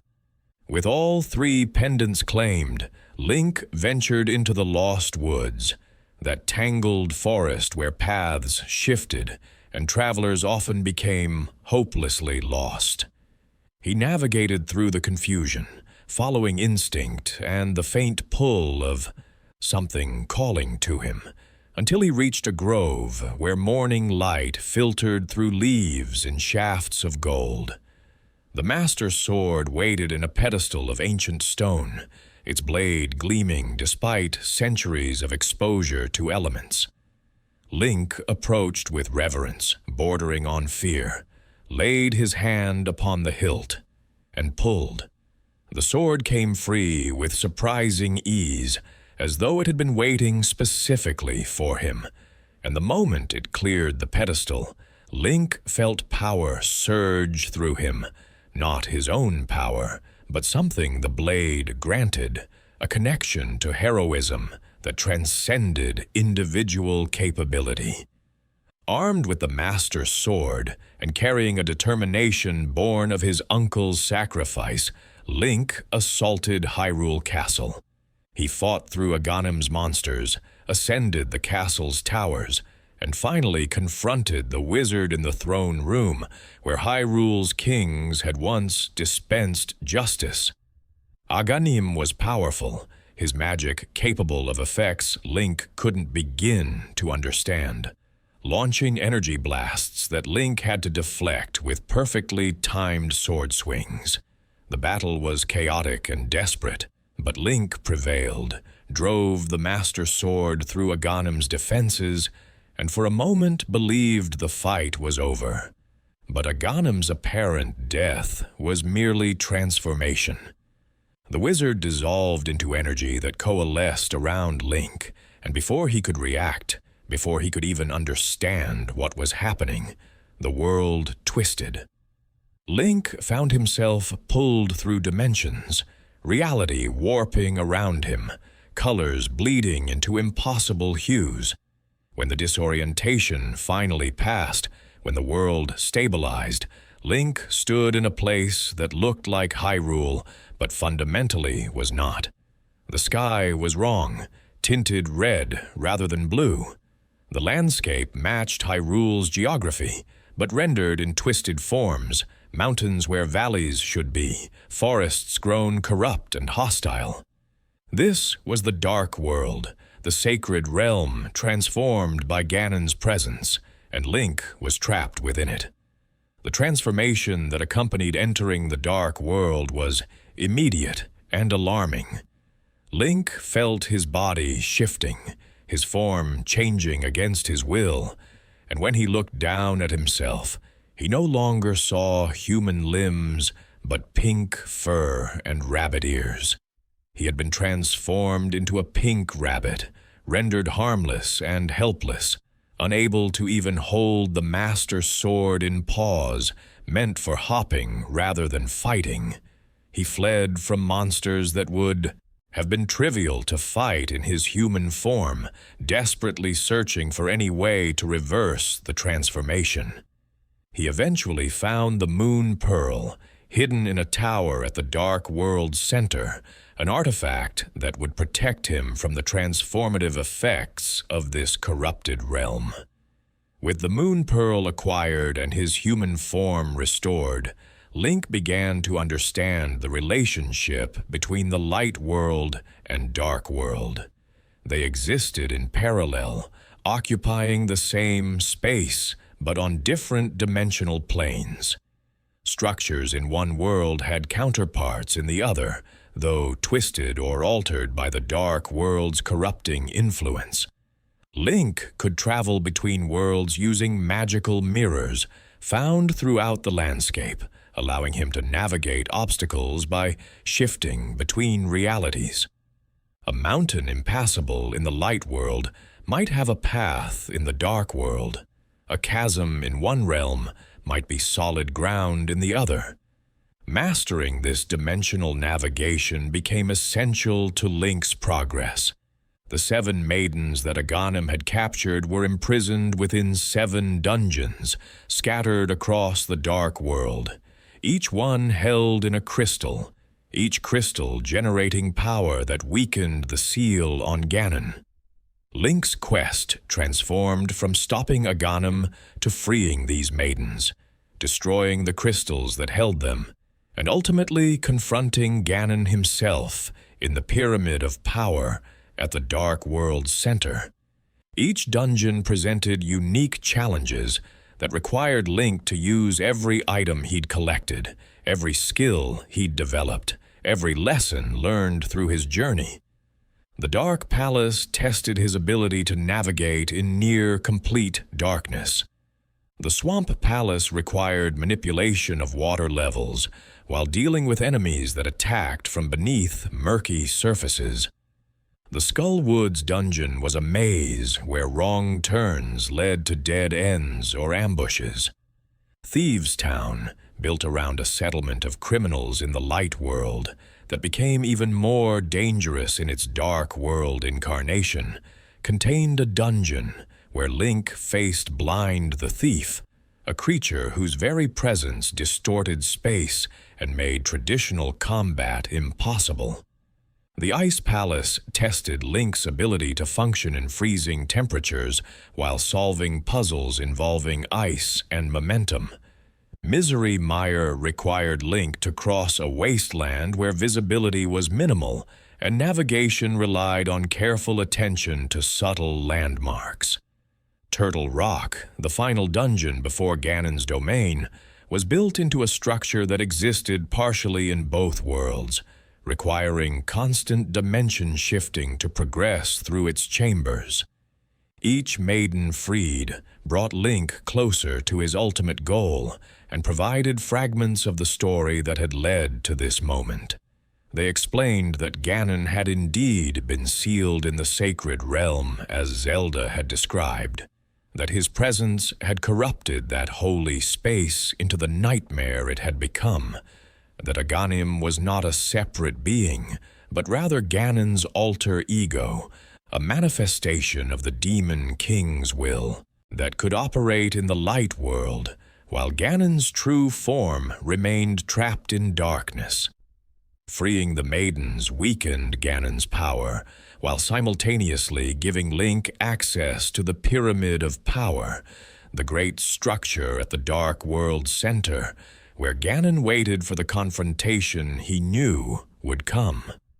The Pyramid of Power dominated the Dark World's landscape, a massive structure of dark stone that radiated malice in waves that made Link's skin crawl from hundreds of yards away. Link ascended its exterior, fighting through monsters that grew progressively more powerful as he climbed, until he reached the summit where a portal led into the pyramid's interior.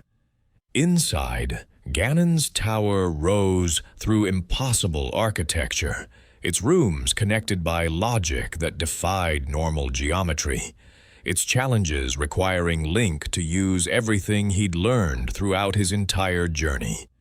He fought through barriers created by the captured sage's power, using the very medallions they'd given him to break through magical seals.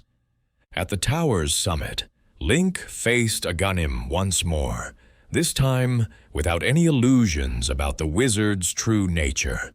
The battle was even more intense than their previous confrontation, Aghanim's magic more desperate and wild as he realized his defeat was inevitable. When Link's final blow landed, when the Master Sword pierced through Aghanim's chest, the wizard did not die but dissolved into pure energy that fled upward toward the pyramid's peak. Link pursued, emerging onto the summit platform, and there found what he'd known he would find. Ganon himself, in his monstrous beast form, massive and powerful, and radiating hatred refined across centuries of imprisonment.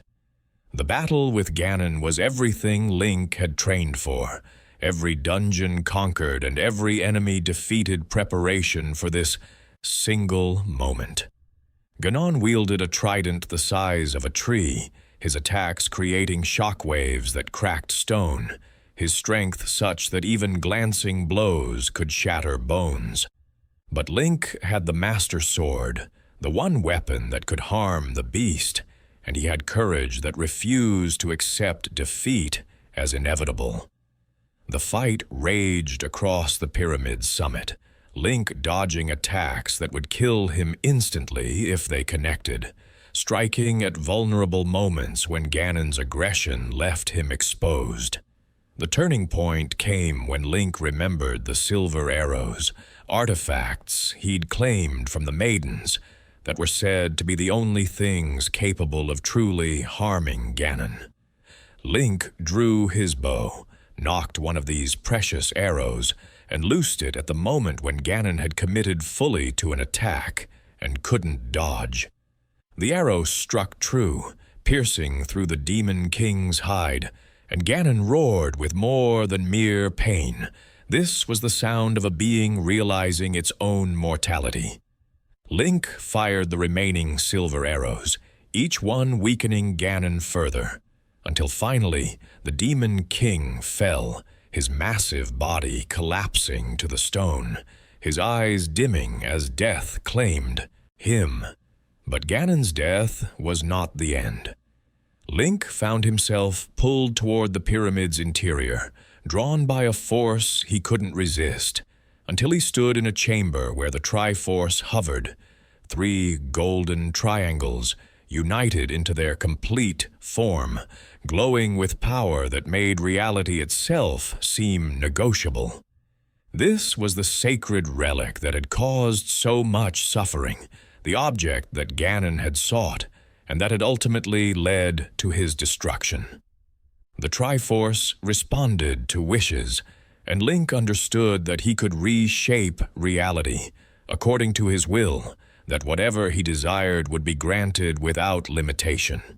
Link made his wish, and it was not for glory or power or any selfish desire.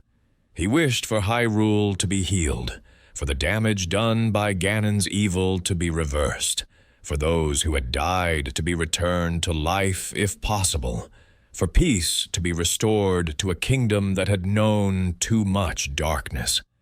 The Triforce glowed with acceptance, and reality rippled outward from where Link stood. The dark world began to transform back into the sacred realm it had been before corruption, Ganon's malice being purged from stone and air. In the light world, Link's uncle opened his eyes in the chapel where his body had been taken, confusion warring with recognition as he found himself inexplicably alive. The king of Hyrule stirred in his throne, Aghanim's murder reversed by divine power. Link emerged from the dark world to find Hyrule celebrating, its people barely understanding what had occurred, but recognizing that they'd been saved from disaster. The 7 maidens and Princess Zelda gathered in the castle to honor him, to thank him for his service, to acknowledge that he had succeeded where the hero of time had failed. He had defeated Ganon and restored peace to the kingdom. But Link barely registered their praise, exhausted beyond measure, feeling the weight of everything he'd seen and done. He was 16 years old, and he'd killed, had watched people die, had borne responsibility for the world's salvation. The celebration felt distant, as though it was happening to someone else. The peace that followed should have been eternal, or at least lasting. Link should have settled into comfortable heroism, should have enjoyed his remaining youth, should have allowed others to carry the burden of vigilance. But restlessness plagued him, a sense that his work was unfinished, that the world held more than Hyrule, and that there were adventures beyond his kingdom's borders. He left perhaps a year after Ganon's defeat, sailing away from Hyrule with minimal supplies and no clear destination, seeking something he couldn't articulate. The ocean was vast, and Link was inexperienced at maritime navigation, and it surprised no one familiar with such circumstances when his boat was caught in a storm and destroyed. Link woke on a beach with no memory of how he'd arrived there. His body ached with bruises and exposure, his throat burned with salt water, and his sword and shield were missing, presumably claimed by the ocean. He staggered inland, found a path, followed it to a village of charming cottages, and was greeted by a young woman named Marin, who recognized him despite this being his first time on the island. She explained that he'd washed ashore the previous night, that her father Terran had found him and carried him to their home, that they'd nursed him back to health while he remained unconscious. Link thanked her and asked where he was, and Marin smiled as she explained that he was on Koholint Island, the most wonderful place in the world. Koholint Island was small, perhaps a few miles across, its population consisting of maybe 100 people living in a single village, surrounded by forests, beaches, and a mountain at the island's center. The people were friendly but oddly incurious about the outside world, content with their island paradise, mentioning nothing about commerce with other lands or ships coming and going. Link initially assumed this was simply island isolationism, but as days passed, as he recovered his strength and explored the landscape, inconsistencies began accumulating. He found his sword washed up on a beach exactly when he needed it to fight monsters in the forest. He encountered a talking owl that spoke cryptically about awakening the windfish. He discovered dungeons built into the landscape in patterns that felt too deliberate to be natural. Marin accompanied him on portions of his exploration, and Link found himself growing attached to her in ways that felt dangerous, given his intention to eventually leave the island. She sang beautifully, her voice carrying across the island and bringing joy to everyone who heard it. She dreamed of becoming a seagull, she claimed, so she could fly away from the island and see the world beyond. Her dream felt odd to Link. Why specifically a seagull rather than simply leaving by boat? But he dismissed the confusion as cultural difference. The owl that kept appearing explained fragments of truth, telling Link that he needed to awaken the windfish that slept within the egg atop the mountain, that only then could he escape Koholint Island. The quest to awaken the windfish required Link to explore 8 dungeons scattered across the island, each one containing an instrument of the sirens. These instruments were ancient and powerful, their music capable of effects that transcended normal melody. Link collected them one by one, fighting through dungeons that presented challenges distinctly different from those he'd faced in Hyrule. The enemies here were strange, often familiar, but rendered slightly wrong. Goombas and piranha plants and other creatures that seemed drawn from a different world's mythology. The inconsistency bothered Link, suggested something fundamentally wrong with Koholint's nature. The truth revealed itself gradually, in fragments that Link resisted accepting even as evidence accumulated. A library book mentioned that the island was the windfish's dream, that everything and everyone on Koholint existed only within that dream, that awakening the windfish would cause the entire island to cease existing. Link dismissed this as myth initially, unable to accept implications so vast. But conversations with villagers began revealing cracks in their reality. They would sometimes speak of being aware they were dreaming, of hoping Link wouldn't wake the windfish because they wanted to continue existing.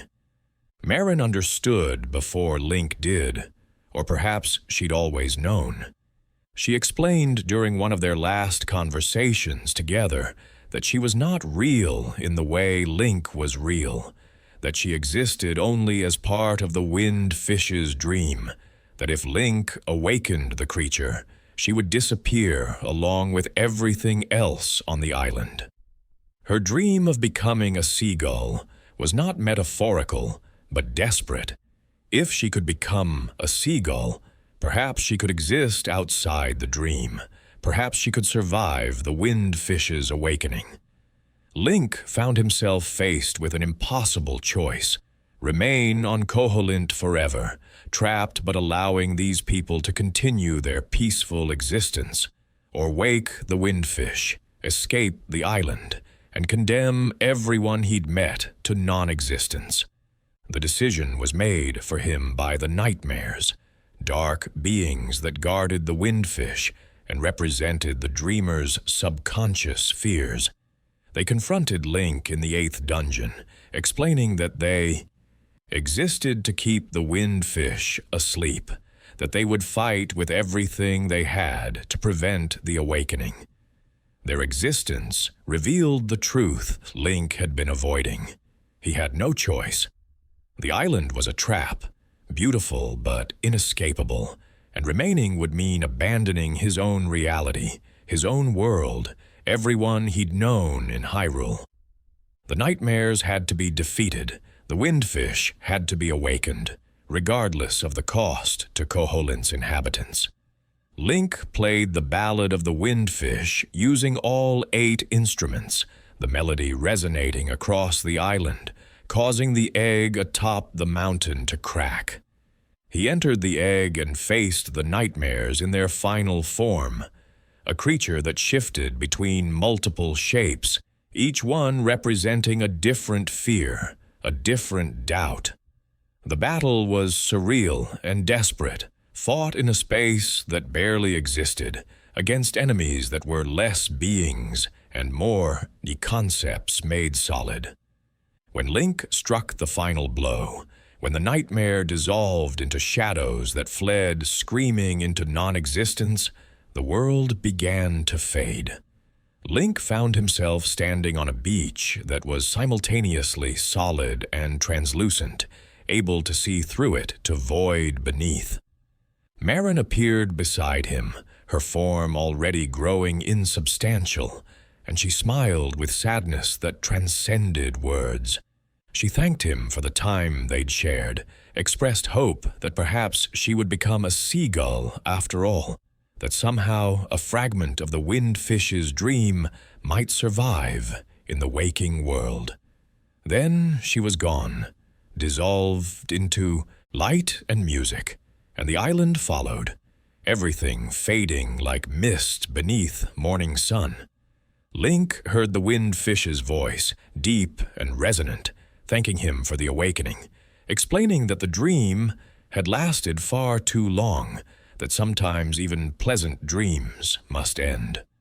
Link woke on driftwood floating in open ocean, no island visible in any direction, his body battered but alive. Above him, circling in the clear sky, flew a seagull that seemed to regard him with intelligence beyond animal awareness before flying away toward horizons unknown. Link was rescued by a passing ship, returned to Hyrule, and never spoke extensively about what had occurred on the island. How could he explain a place that had never truly existed? People who had been real in every way that mattered, but who had ultimately been nothing more than dreams. The experience left him changed, taught him that heroism sometimes meant making terrible choices, that saving the world could require destroying worlds, that courage included bearing the weight of necessary cruelty. The restlessness returned not long after Link's recovery from the Koholint ordeal. Hyrule remained peaceful, his presence not required, his skills unneeded in a kingdom enjoying unprecedented security. The Triforce called to him, or perhaps it was simply that heroes require quests the way lungs require air, and Link found himself drawn to adventure once more. The Triforce transported him to lands beyond Hyrule's borders, to Holodrum and Labrina, twin nations that existed in their own crises and needed intervention from someone with Link's particular capabilities. In Holodrum, Link encountered Din, a dancer of extraordinary talent who was actually the Oracle of Seasons, a being tasked with maintaining the natural cycle of weather and growth. A general named Onyx, massive and armored and wielding power that seemed beyond mortal origin, kidnapped Din and threw the seasons into chaos. Holodrum found itself experiencing all seasons simultaneously in different regions, spring and winter existing side by side, autumn leaves falling while summer heat baked the earth. Link pursued Onyx through dungeons across Holodrum, wielding the Rod of Seasons that allowed him to manipulate which season affected his immediate area, using this power to solve puzzles and overcome obstacles. The battle with Onyx revealed the general's true nature. He was a servant of Twinrova, twin witches who served as Ganon's surrogate mothers, and who sought to resurrect the Demon King using the chaos generated by their minions' actions. Link defeated Onyx, rescued Din, and restored the seasons to their proper cycle. But the quest was only half complete. Link was transported to Labrina, where a similar crisis unfolded around Nayru, the Oracle of Ages, who maintained the flow of time itself. In Labrina, the sorceress Varen had possessed Nayru and was using the Oracle's power to manipulate time itself, creating paradoxes and catastrophes that threatened to tear the land apart. Link pursued Varen through Labrina's past and present, wielding the harp of ages that allowed him to travel between time periods, solving puzzles that required understanding how actions in the past affected the present. The complexity of time travel added layers to familiar dungeon exploration, requiring Link to think in 4 dimensions rather than 3. When Link finally defeated Varen and rescued Nayru, when both oracles were freed and their powers restored, the true purpose of Twinrova's plan revealed itself.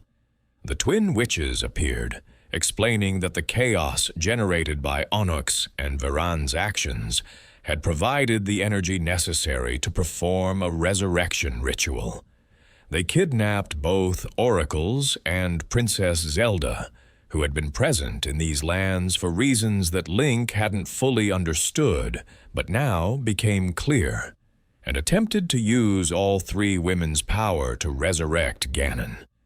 The ritual partially succeeded, bringing Ganon back in a mindless, incomplete form, his consciousness fragmented, and his power diminished, but his malice absolute.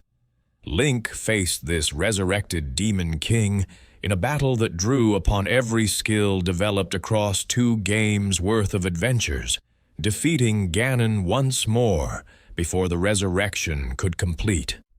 Twinrova died in the process, consumed by the backlash of their failed ritual, and Link found himself standing among ruins with 3 rescued oracles and a demon king, returned to death. Link returned to Hyrule, carrying the knowledge that Ganon's threat was not truly ended, that evil of that magnitude found ways to persist across death and resurrection, that his role as hero would likely never be complete. He'd saved 2 nations, defeated 2 of Ganon's servants, and prevented the Demon King's full return. Yet he understood, with clarity that came from experience rather than pessimism, that this cycle would repeat. Ganon would return again, in some form, in some age, and another hero would need to rise and face him. For now, Link could rest, could enjoy peace while it lasted, could allow his legend to pass into history and eventually myth. The hero of Hyrule, as this Link would be called, had demonstrated something crucial about the nature of heroism in the fallen timeline. He had succeeded where the hero of time failed, had defeated Ganon multiple times across multiple adventures, had proven that even in a world where prophecy had not been fulfilled, where the chosen one had died, courage could still triumph. His journeys across Hyrule, Koholint, Holodrum, and Labrynna established patterns that would be repeated by future heroes. The collection of items, the exploration of dungeons, the gradual accumulation of power that transformed ordinary individuals into warriors capable of facing ultimate evil. His legend became the template, the model against which all future heroes in this timeline would be measured, proof that in the fallen timeline, hope was always possible, even when darkness seemed inevitable. Generations passed in the fallen timeline, the kingdom rising and falling in cycles that seemed as natural as seasons. The peace established by the hero of Hyrule endured for a time, then eroded as new threats emerged, was restored again by new heroes whose names have been lost to history, then challenged once more. This pattern repeated across centuries, Hyrule existing in a state of perpetual recovery, never quite achieving the golden age it aspired to, but never quite succumbing to darkness either. The royal family endured through these cycles, each Princess Zelda carrying the wisdom of the goddess even as the kingdom around her shifted and changed. The Master Sword remained in its sacred grove, waiting in patient silence for the next time it would be needed. In the village of Kakariko, nestled against mountains in northern Hyrule, there lived a young man who worked as a blacksmith's apprentice. His name was Link, though this was simply coincidence rather than inheritance or destiny. Link had become a common enough name in Hyrule that parents bestowed it upon sons, with the hope that it might bring good fortune, the way people name children after saints or heroes. This particular Link had no grand heritage, no connection to legendary bloodlines, beyond the vague possibility that everyone in Hyrule carried some fragment of ancient heroism in their ancestry after so many generations. He was, by all evidence, simply an ordinary young man learning an honest trade. The blacksmith he apprenticed under was named Guli, a master craftsman whose work supplied not just Kakariko, but several surrounding villages with tools and implements. Link's days followed reliable patterns: wake before dawn, stoke the forge fires, pump the bellows, while Gully worked on commissioned pieces, learn through observation and occasional direct instruction the art of shaping metal into useful forms. It was satisfying work in its way, producing tangible results that people needed, and Link showed aptitude that suggested he would become a competent smith in his own right once his apprenticeship concluded. He had no aspirations beyond this, no burning desire for adventure or glory, content with the prospect of a life spent in Kakariko, eventually taking over Guli's business when the master retired. Link's relationship with the current Princess Zelda was not one of childhood friendship or romantic interest, but rather something more mundane and significantly more unusual. They were acquaintances through circumstance rather than closeness. Gully had received a commission to craft a ceremonial sword for presentation at Hyrule Castle, and he'd sent Link to deliver the completed weapon. This errand took Link to the castle for the first time in his life, and during that visit he'd encountered Zelda in the gardens.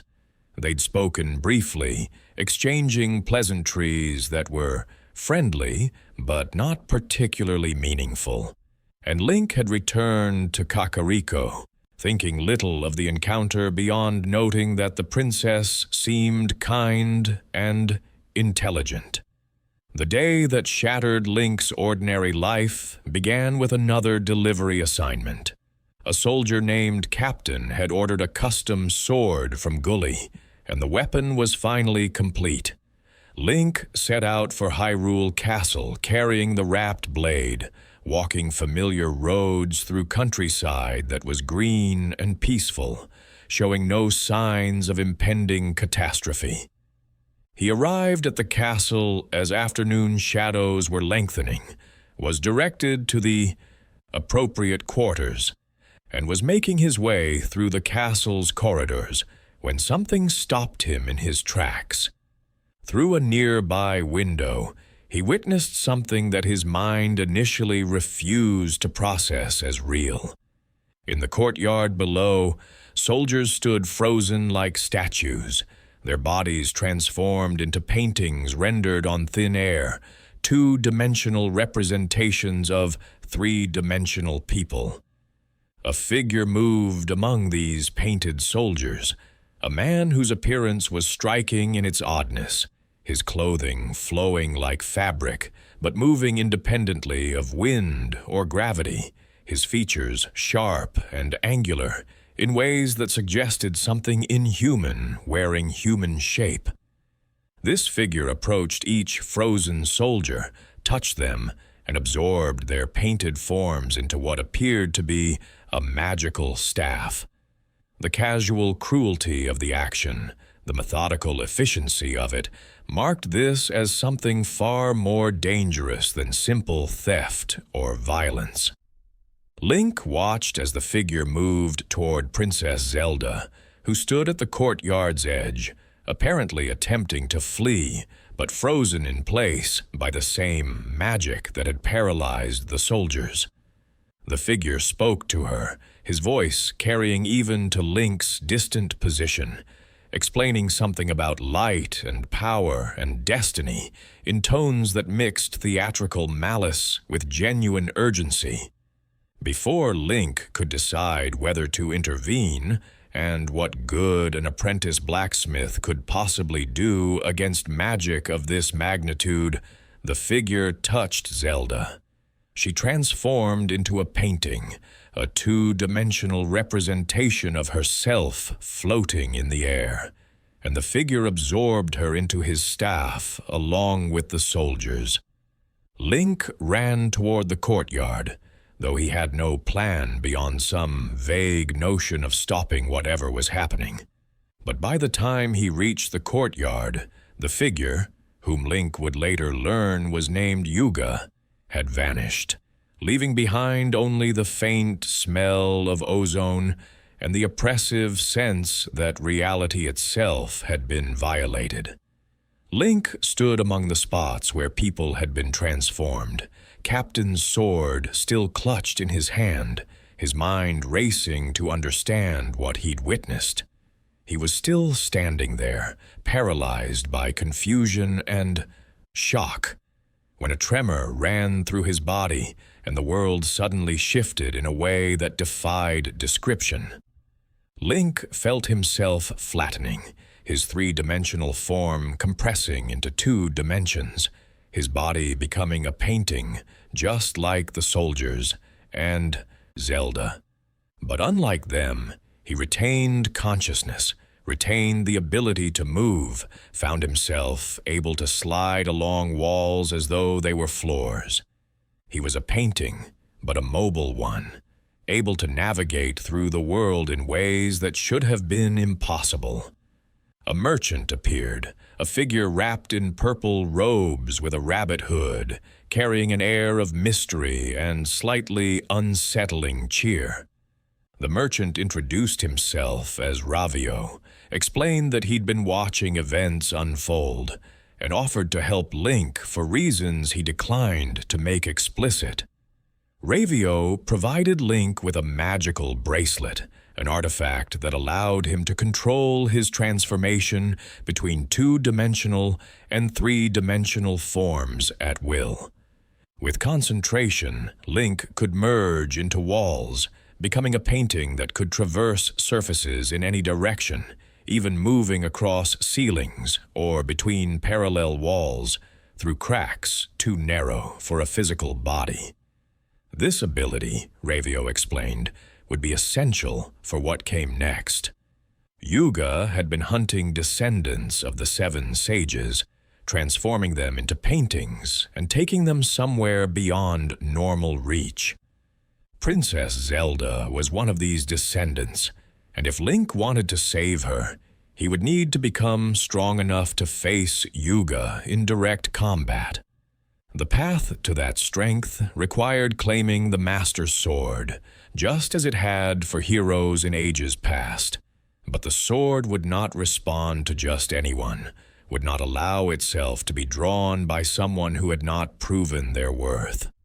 Link needed to collect 3 pendants representing the virtues of power, wisdom, and courage, demonstrating through action that he possessed the qualities necessary to wield the blade of evil's bane.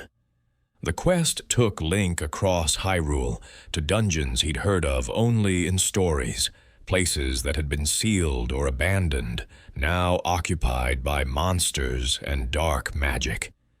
The Eastern Palace yielded the pendant of courage after Link navigated through rooms that required creative use of his wall-merging ability, solving puzzles that would have been impossible for someone bound to 3 dimensions.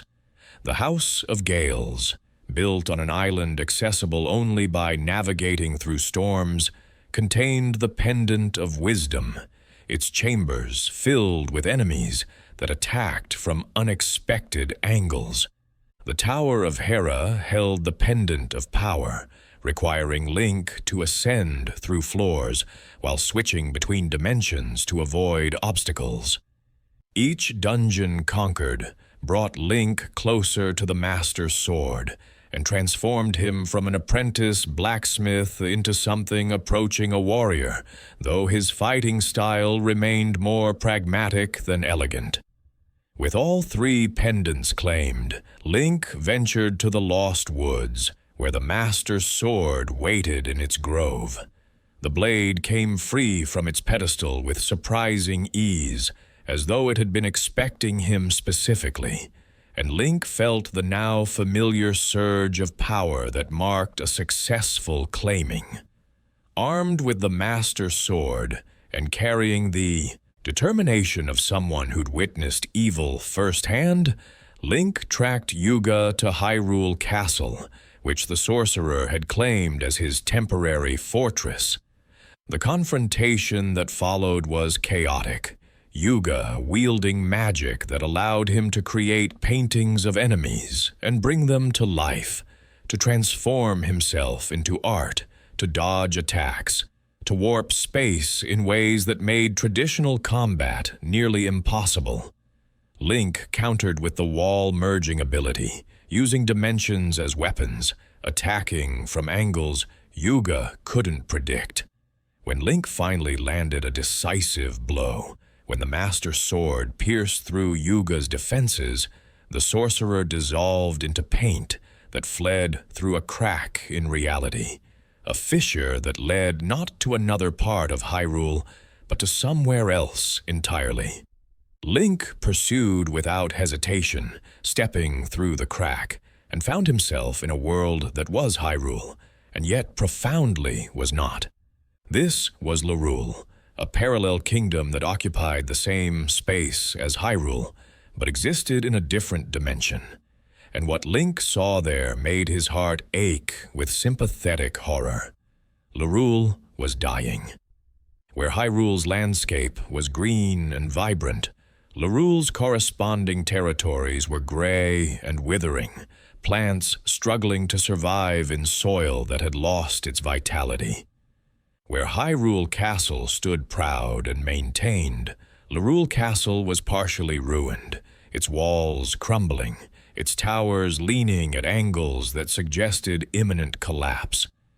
The people Link encountered in Lorule's settlements moved with the exhaustion of those who had fought losing battles for too long, their eyes carrying the dull acceptance of inevitable doom. This was a kingdom in its final stages of decay, and the reason became clear. As Link learned more about Lorule's history, Lorule had once possessed its own Triforce, a sacred relic identical to Hyrule's, granted by the same goddesses who had created both kingdoms.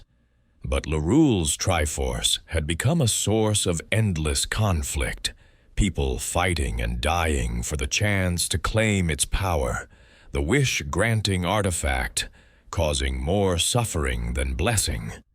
In desperation, Lorule's Princess Zelda and her allies had made a terrible decision. They destroyed their Triforce, shattered it beyond repair, believing that eliminating the source of conflict would bring peace. Instead, it brought slow extinction. The Triforce was not merely an artifact, but the foundation upon which Lorule's reality rested, and destroying it had doomed the entire kingdom to gradual collapse. Yuga served Princess Hilda of Lorule, working to capture Hyrule's 7 sage descendants as part of a plan to steal Hyrule's Triforce and use it to save Lorule. Link learned this through encounters with Hilda herself, who explained her reasoning with a mixture of desperation and guilt. She knew what she was attempting was wrong, knew that condemning Hyrule to save Lorule was simply transferring suffering rather than eliminating it. But she could see no alternative. Her kingdom was dying, her people were suffering, and she would do anything, including condemn an innocent kingdom, to save them. Link found an unexpected ally in Ravio, who revealed himself as Lorule's Link, the hero who should have stood against this plan, but who had lacked the courage to do so. Ravio had fled to Hyrule rather than face Yuga and Hilda, had hidden in cowardice, while his kingdom's princess made increasingly desperate decisions. His assistance to Link was part guilt-driven redemption, part genuine desire to prevent his world's salvation from requiring another world's destruction.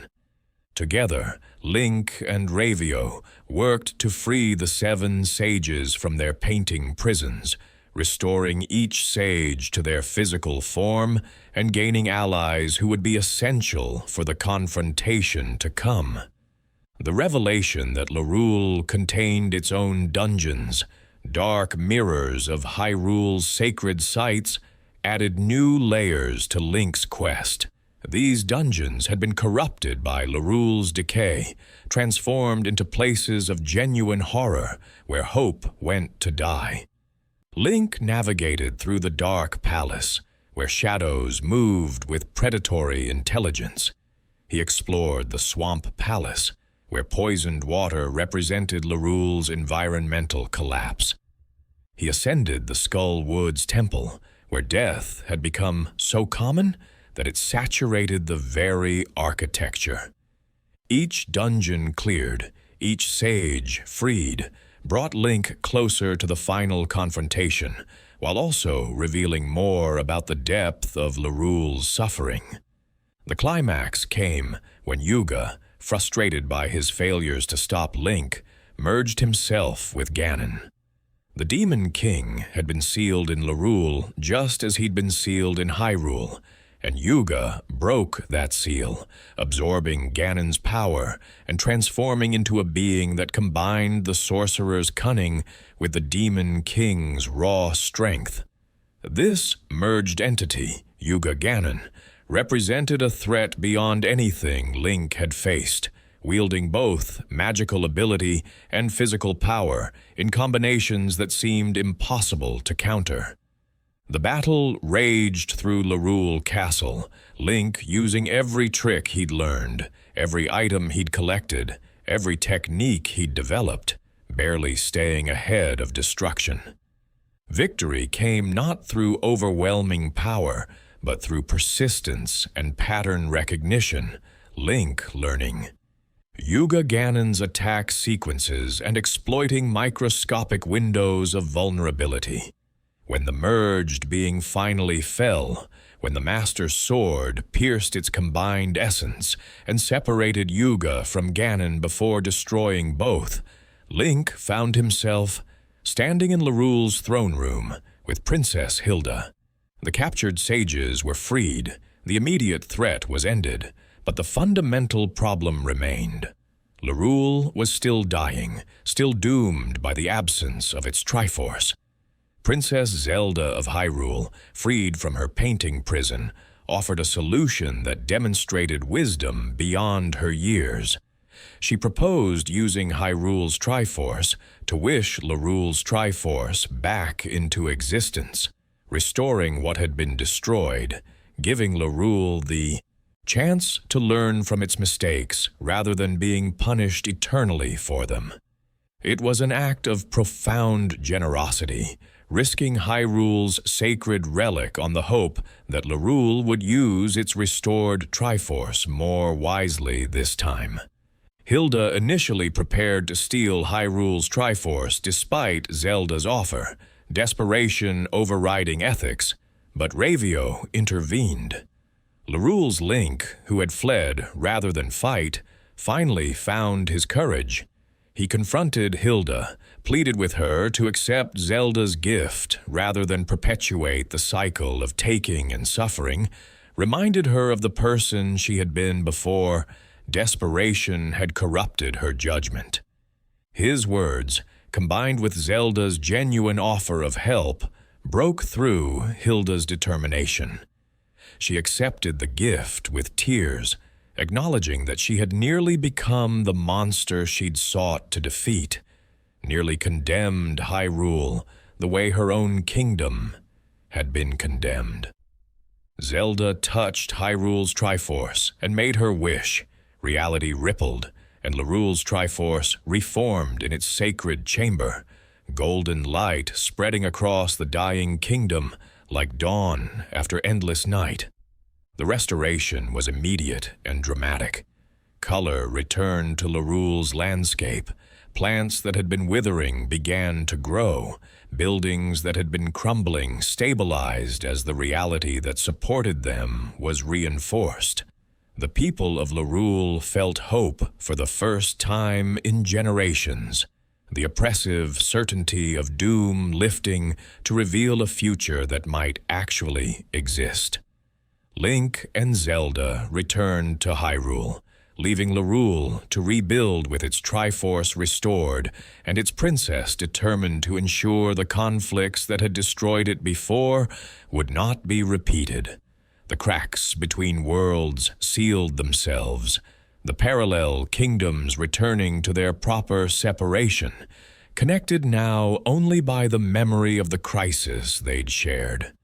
Link returned to Kakariko Village, to Gully's smithy, to the life he'd known before Yuga had transformed everything. But he was changed in ways that went beyond the skills he'd learned or the battles he'd fought. He'd witnessed a kingdom dying from a well-intentioned mistake. had seen how even good people could make terrible choices when desperation overwhelmed wisdom, had learned that heroism sometimes meant showing mercy to those who didn't deserve it. The experience left him thoughtful and mature, beyond his years, qualities that served him well when, some time later, another adventure called. The kingdom of Hytopia should have been ridiculous, and in many ways it was. This nation, located beyond Hyrule's borders, had built its entire culture around fashion and appearance, its people obsessed with clothing and style, to degrees that seemed absurd to outsiders.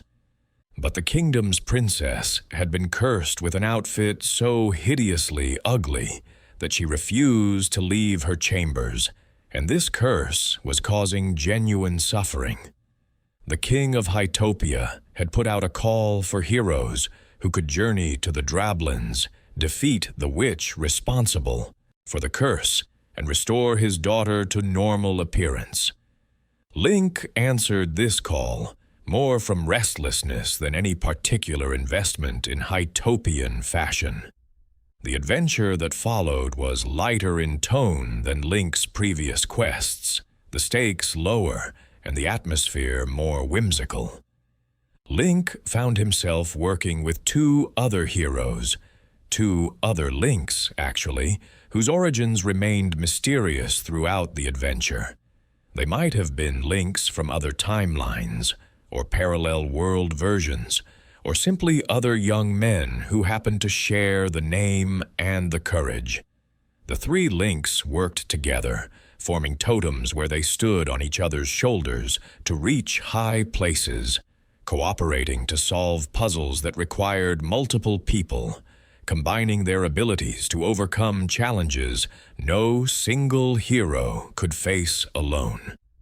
The dungeons they explored in the Drablands were strange and varied, each one built around different themes and requiring different approaches. The outfits they collected became essential equipment, each costume granting different abilities. The Big Bomb outfit let them throw massive explosives. The legendary dress granted defensive bonuses that made them nearly invulnerable. The Kokiri clothes let them shoot multiple arrows simultaneously. The fashion focus that had seemed absurd proved to be mechanically meaningful. The game built around experimentation with different combinations of outfits and strategies. When they finally confronted Lady Maud, the witch responsible for the curse, the battle was as theatrical as everything else in Hytopia. The witch attacking with clothing-based magic that transformed her appearance mid-combat. Victory restored the princess to her normal, fashionable self, saved Hytopia from its style crisis, and provided Link with an adventure that was genuinely fun rather than world-endingly serious. It was a reminder that not every quest needed apocalyptic stakes, that sometimes heroism meant helping people with problems that were small in cosmic terms, but large in personal terms. Link returned to Hyrule carrying memories of multiple adventures, having saved 2 kingdoms and helped a third, having learned that courage manifested in many forms, and that heroism could range from preventing universal destruction to ensuring a princess could leave her room without fashion-based trauma.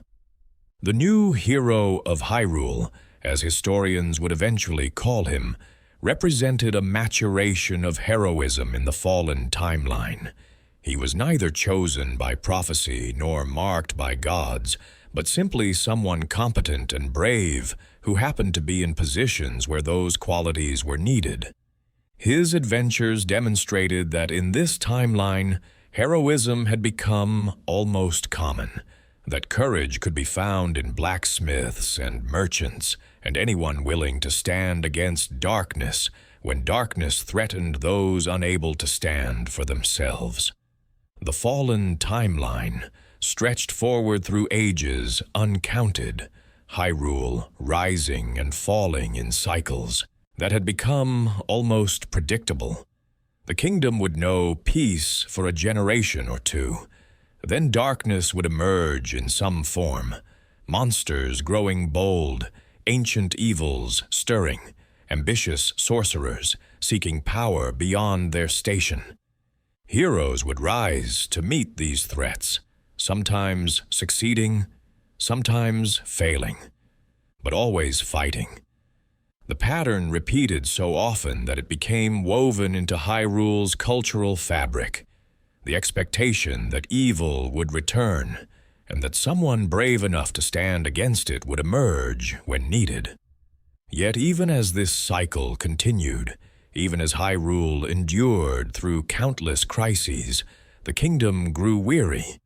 Each recovery took longer, each restoration felt less complete, and the golden age that everyone hoped for remained perpetually just beyond reach.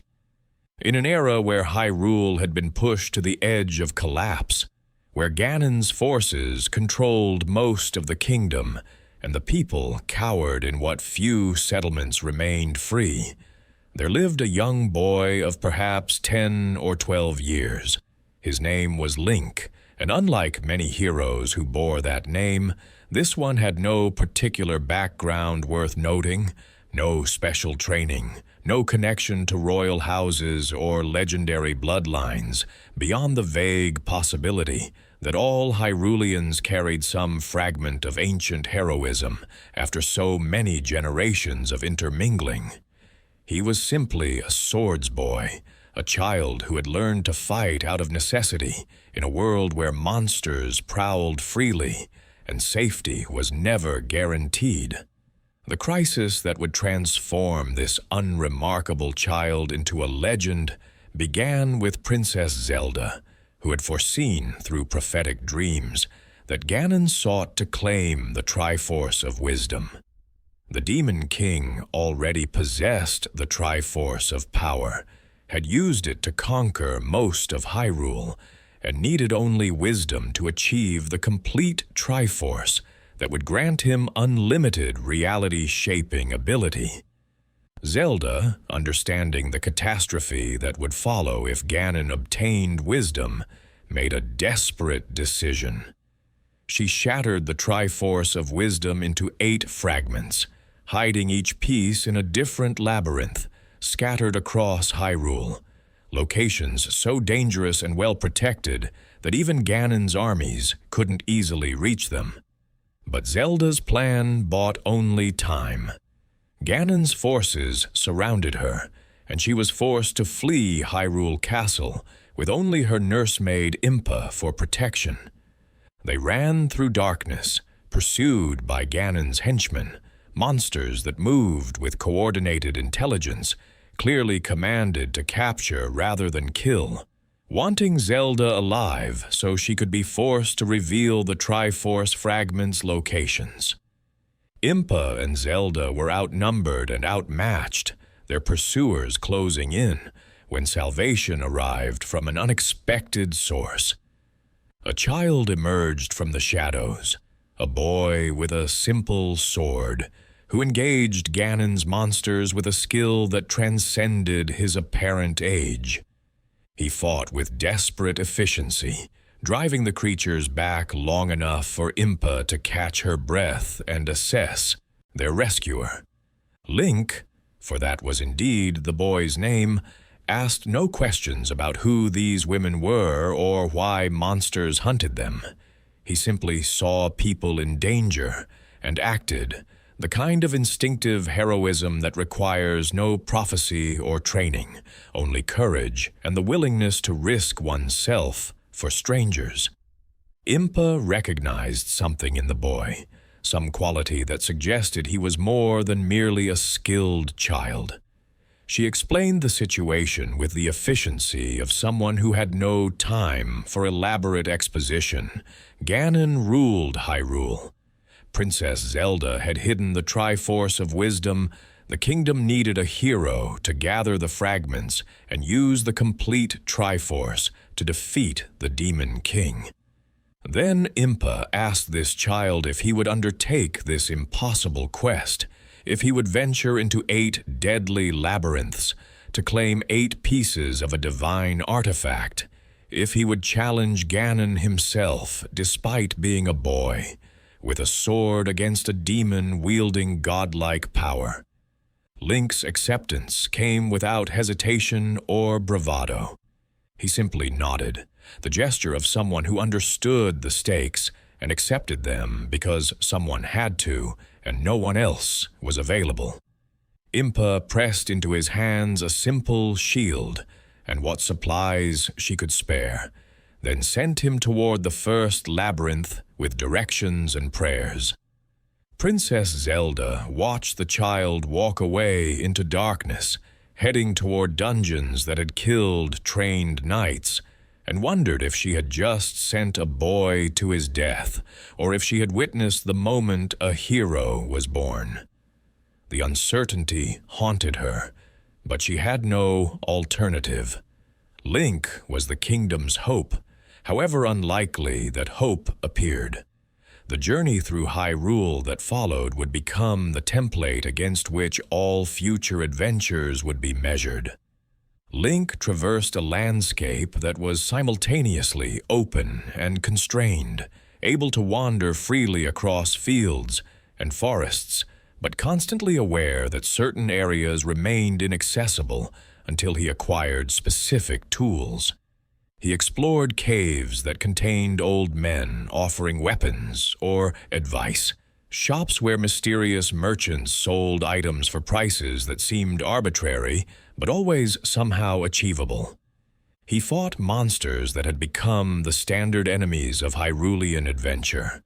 Octoroks spitting rocks, Tektites hopping with aggressive intent, moblins wielding spears, and Linnels whose arrow accuracy made them perhaps the most dangerous foes in open terrain. Each labyrinth Link entered presented unique challenges that required both combat skill and problem-solving ability.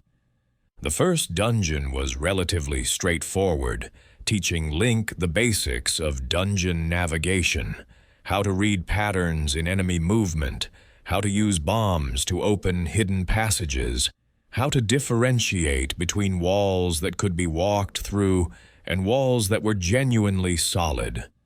The boss, Aquamentus, was a dragon that taught Link the importance of positioning and patience, demonstrating that raw aggression would be punished while calculated. Strikes could overcome even large enemies.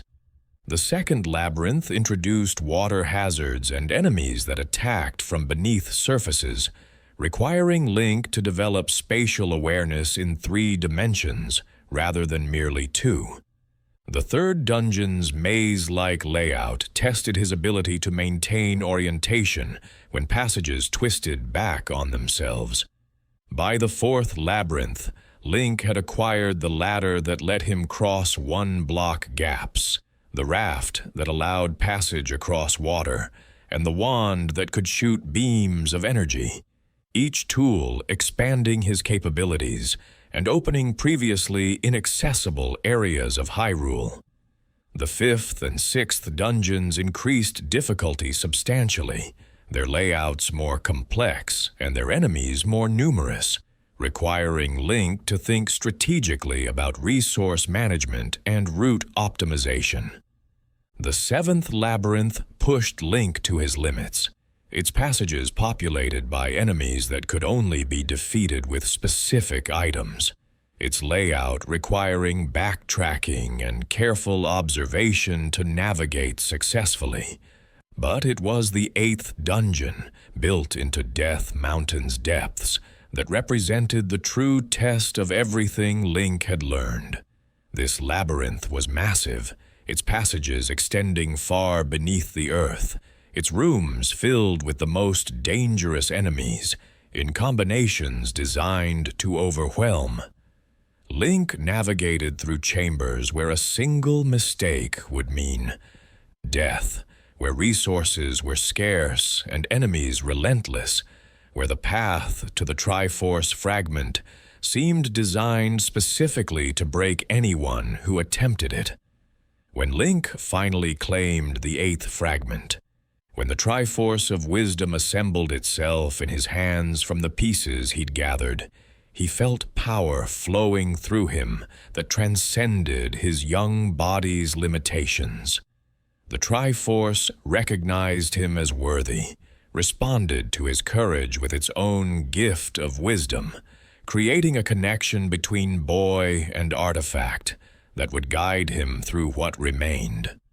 Armed with this divine power and carrying weapons he'd collected throughout his journey, the magical sword he'd claimed from an old man in a cemetery, the silver arrows given by an ancient spirit, the red ring that reduced damage to manageable levels, Link descended into level 9, the final labyrinth where Ganon waited. Death Mountain's deepest chamber was a place of absolute darkness and suffocating malice, the Demon King's presence so overwhelming that the air itself felt hostile to life.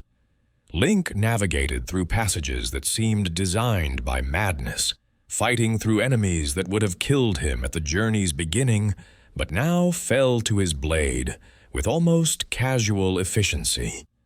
The labyrinth's complexity was psychological, as much as physical, its layout suggesting patterns that proved false, its paths doubling back on themselves in ways that made mapping nearly impossible.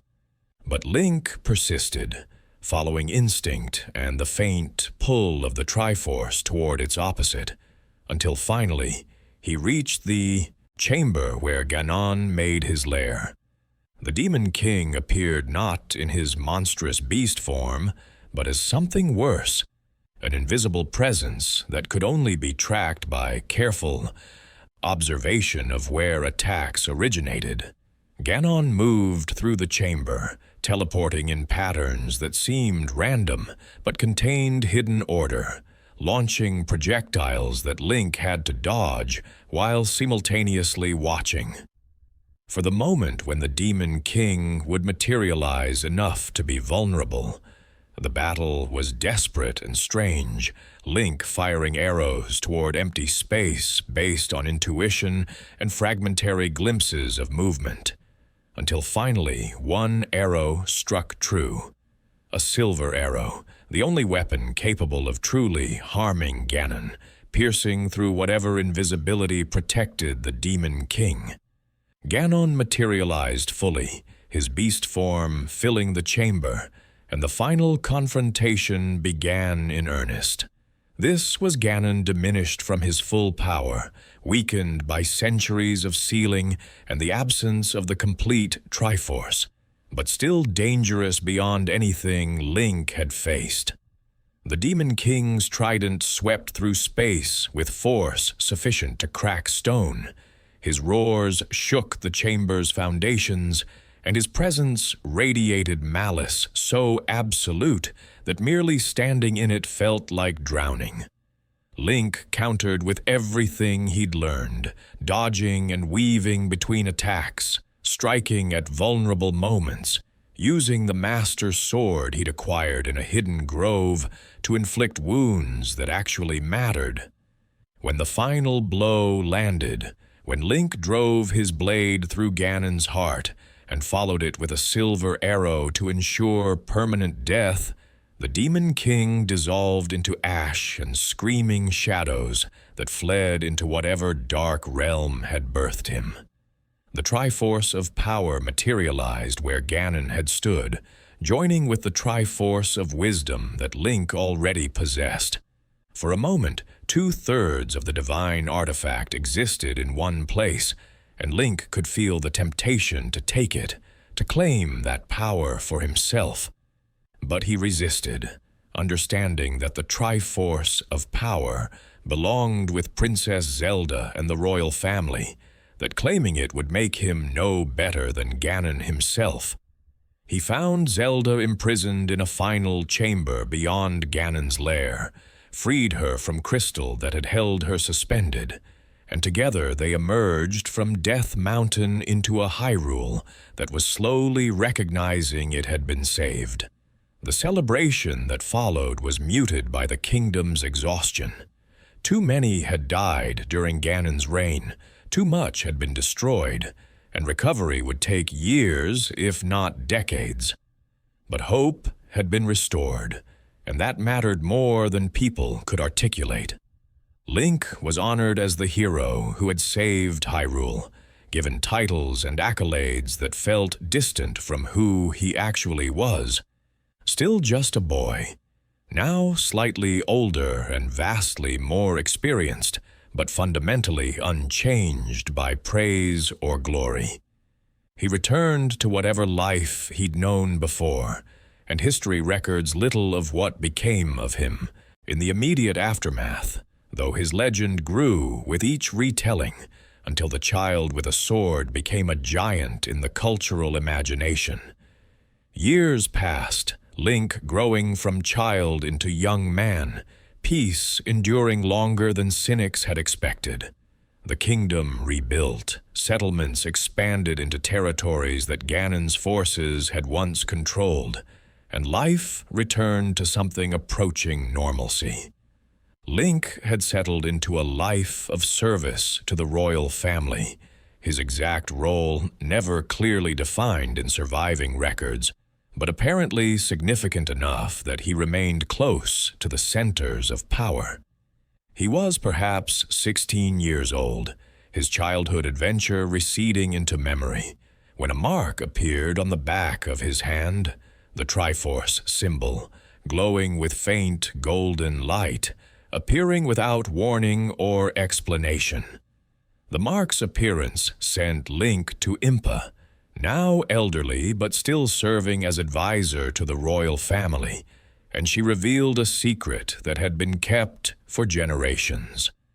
Long ago, before the kingdom's current troubles, there had lived a prince whose sister, a Princess Zelda, had known the location of a portion of the Triforce that their family had kept hidden.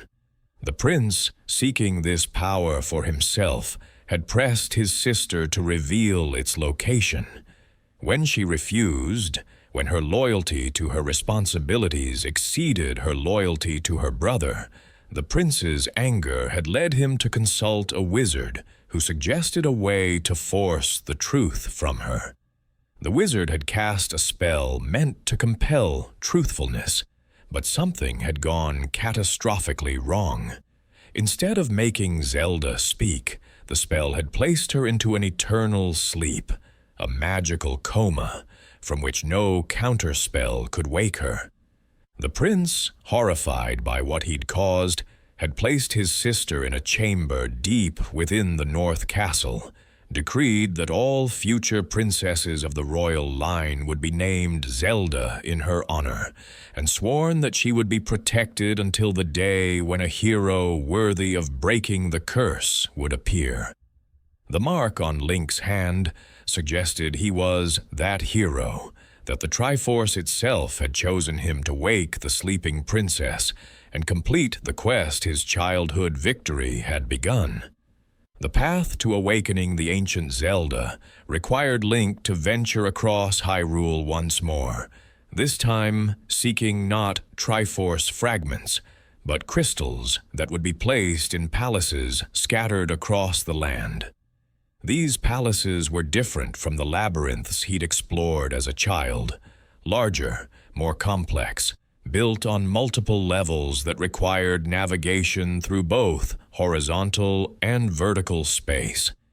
Each palace tested different aspects of Link's abilities, requiring not just combat skill, but also precision platforming, pattern recognition, and the willingness to persist through challenges that seemed designed specifically to break the player's spirit. The first palace, hidden in a forest, introduced Link to the nature of these challenges. The enemies here were not the simple monsters of his childhood, but more sophisticated foes, knights who fought with actual technique, flying creatures that attacked from angles difficult to defend against, and magical beings that required specific strategies to defeat. Link acquired new abilities as he progressed, learning upward and downward, thrust techniques that expanded his combat options, gaining magic spells that allowed him to transform into a fairy or create protective shields. Each palace conquered, each crystal placed, brought him closer to his goal, while also revealing more about the ancient tragedy he was working to resolve. The journey took Link to every corner of Hyrule and beyond its traditional borders. He ventured into deserts where the sun baked the earth and monsters lurked beneath sand. He explored island temples accessible only by crossing treacherous seas. He ascended mountain palaces where the air grew thin and every step felt like a battle against gravity itself. The sixth palace, hidden in a maze within the very structure of Hyrule itself, tested his ability to navigate without clear landmarks or reference points. Each victory felt earned through genuine struggle. Each crystal placed represented real accomplishment. The final challenge came not from any external enemy, but from within Link himself. The great palace, where the Triforce of Courage rested, contained at its deepest level a final guardian. Shadow Link, a dark reflection that moved with perfect synchronization to Link's own movements, that anticipated his attacks because it was him, that could not be defeated through normal combat because it adapted instantly to any strategy. The battle forced Link to abandon everything he'd learned about fighting, to use unconventional tactics and movements that felt wrong, to overcome himself by becoming something other than what he'd trained to be. When Shadow Link finally fell, when Link claimed the Triforce of Courage and became the bearer of the complete Triforce for a moment, he felt a completion that transcended mere accomplishment. He placed the Triforce before the sleeping Zelda in her chamber beneath North Castle, and the ancient princess opened her eyes for the first time in perhaps centuries. She woke confused and disoriented, emerging into a world vastly different from the one she remembered, and Link found himself responsible for helping her understand all that had changed during her sleep.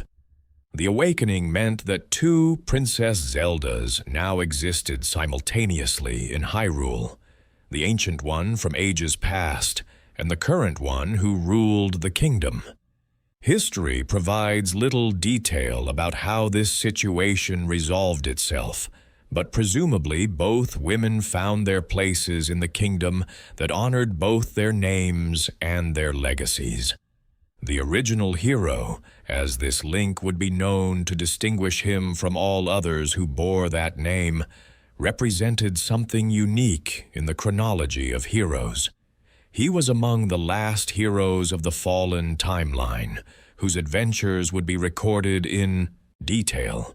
His victories coming at the end of an age when Hyrule still resembled the kingdom that had existed since ancient times.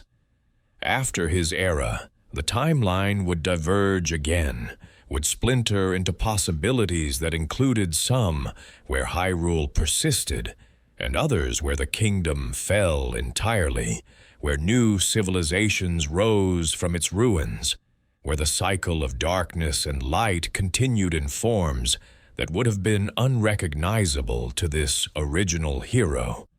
But there existed branches of the timeline where Hyrule not only survived, but found a way to break free from the endless cycle of Ganon's return. In one such reality, far in the future, Hyrule would face not Ganon in his traditional form, but Calamity Ganon, malice given shape, hatred refined to its absolute essence, a being that had given up on humanity entirely and existed only as the distilled desire to destroy.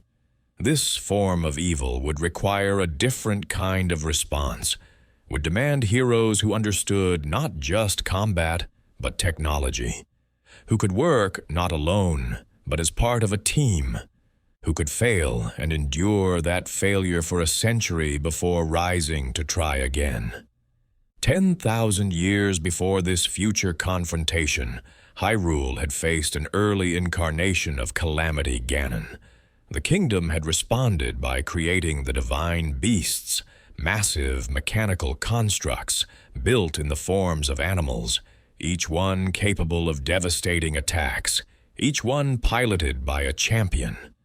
Alongside the divine beasts, the Sheikah who served the royal family had constructed an army of guardians, autonomous machines capable of targeting and destroying Ganon's forces with precision that no human archer could match.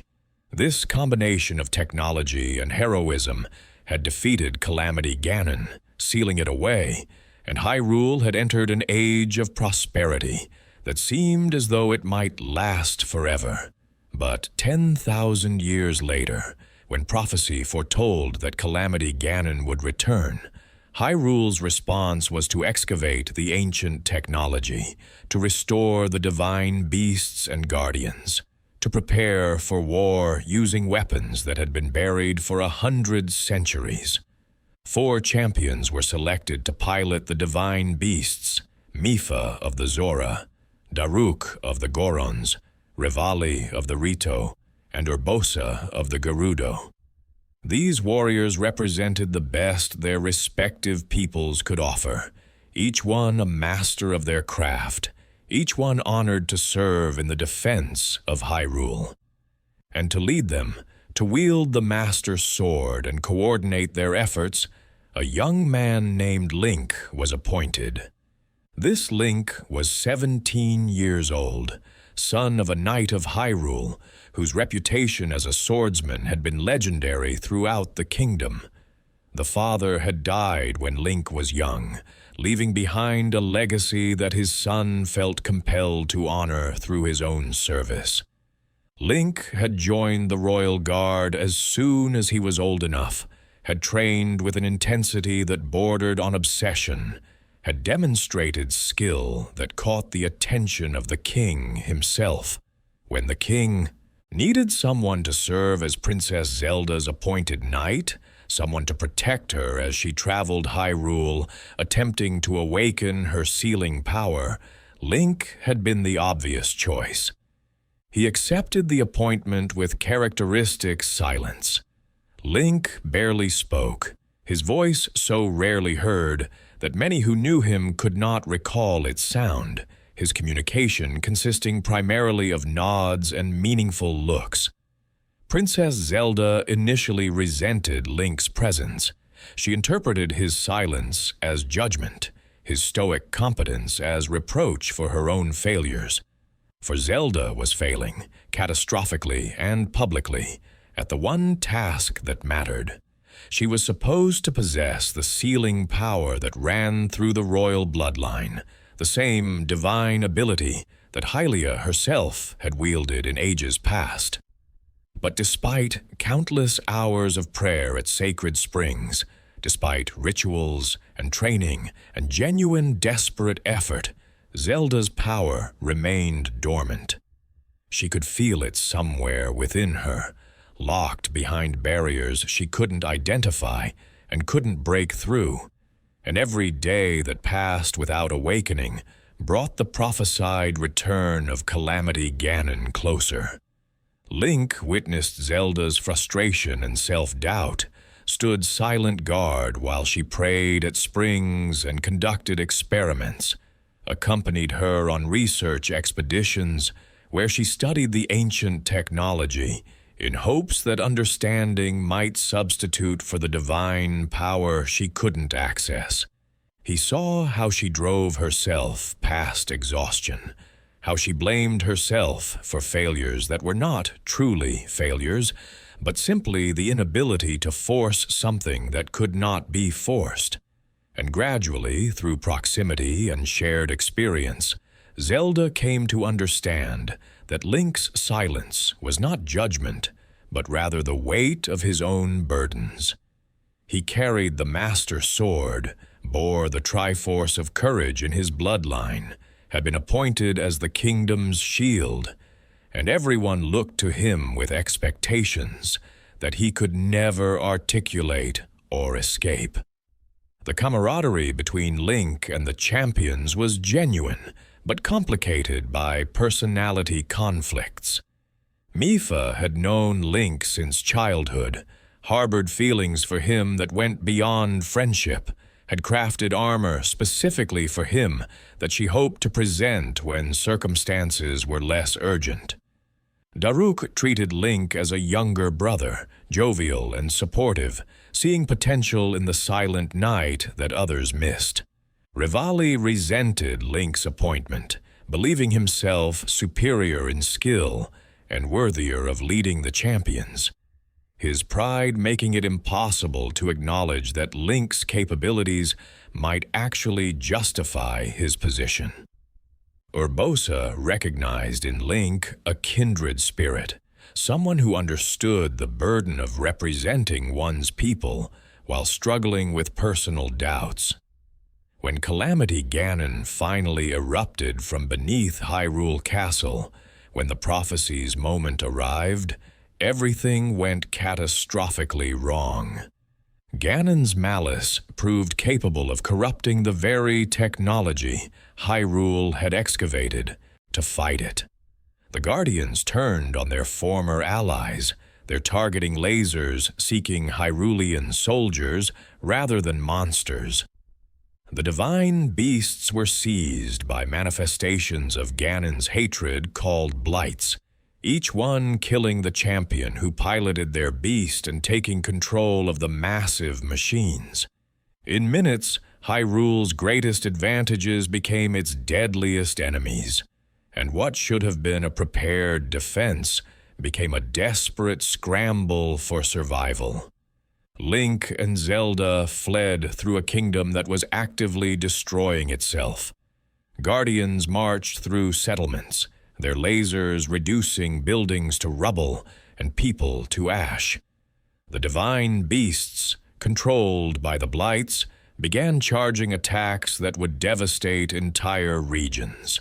Link fought as they ran, his skill with the Master Sword, the only thing keeping them alive as Guardians converged from multiple directions.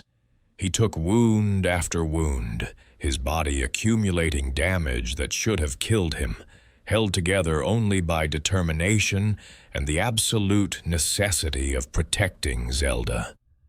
When they finally reached Fort Hateno, when what remained of Hyrule's military made its final stand, Link fought until his body simply gave out, collapsing from injuries that no one could survive. It was then, seeing Link dying to protect her, that Zelda's power finally awakened. The sealing ability that had eluded her through years of prayer manifested in a moment of pure emotion, blasting outward from her in a wave of golden light that shut down every guardian in range. She stood over Link's broken body, her hand glowing with divine power, and commanded the guardians to cease, to stop, to leave.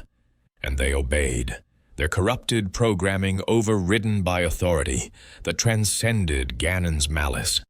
But the power came too late. Link was dying, his wounds too severe for normal healing, and Zelda made a desperate decision. She took Link to the Shrine of Resurrection, an ancient chamber built by the Sheikah specifically for healing those who were beyond normal medical aid. The shrine would place Link in a state of suspended animation, slowly repairing his body while he slept, taking however long was necessary, years, decades, perhaps a century, to restore him completely. Zelda had no choice. She placed Link in the shrine, watched him sink into healing stasis, then turned toward Hyrule Castle, where Ganon writhed and raged. She would contain him, she decided. She would use her awakened power to hold Ganon within the castle, preventing him from spreading further destruction. and she would maintain that containment for however long it took for Link to wake. 100 years, if necessary. A lifetime, if required. She would hold Ganon, and when Link woke, he would finish what they had started. 100 years passed. Zelda held Ganon through every moment of every day, her consciousness stretched thin by the effort, her power barely sufficient to maintain the containment, as Ganon tested the barriers constantly. The kingdom she protected existed only as ruins, its people scattered and reduced, its grand settlements crumbled into memory. The divine beasts remained under Ganon's control, each one a mobile catastrophe waiting to be unleashed. The guardians lay dormant across the landscape, rusted husks that were nevertheless still dangerous to approach. And in the shrine of resurrection, Link slept dreamlessly, his body slowly healing, the magic working at its own pace to restore what Ganon's forces had destroyed. When Link finally woke, when the shrine's systems determined that healing was complete enough for him to function, he emerged into a world he didn't recognize. The shrine was located on the Great Plateau, an elevated region that had been transformed into an island by raising it high above the surrounding terrain. Link stepped from the shrine into sunlight, looked out across a landscape of ruins and wilderness, and remembered nothing. The Shrine of Resurrection had saved his life, but at the cost of his memories. Everything that had made him who he was stripped away as a side effect of the healing process. He remembered his name and basic skills, but Princess Zelda, the champions, the calamity, all of it was gone, replaced by emptiness. A voice called to him, feminine and familiar, and speaking directly into his mind. It identified itself as Zelda, explained that he had been asleep for 100 years, instructed him to seek out the old man at a ruined temple on the plateau.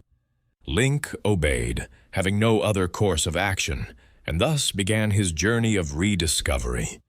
The old man was actually King Rome, Zelda's father, who had died during the calamity, and whose spirit remained bound to the Great Plateau.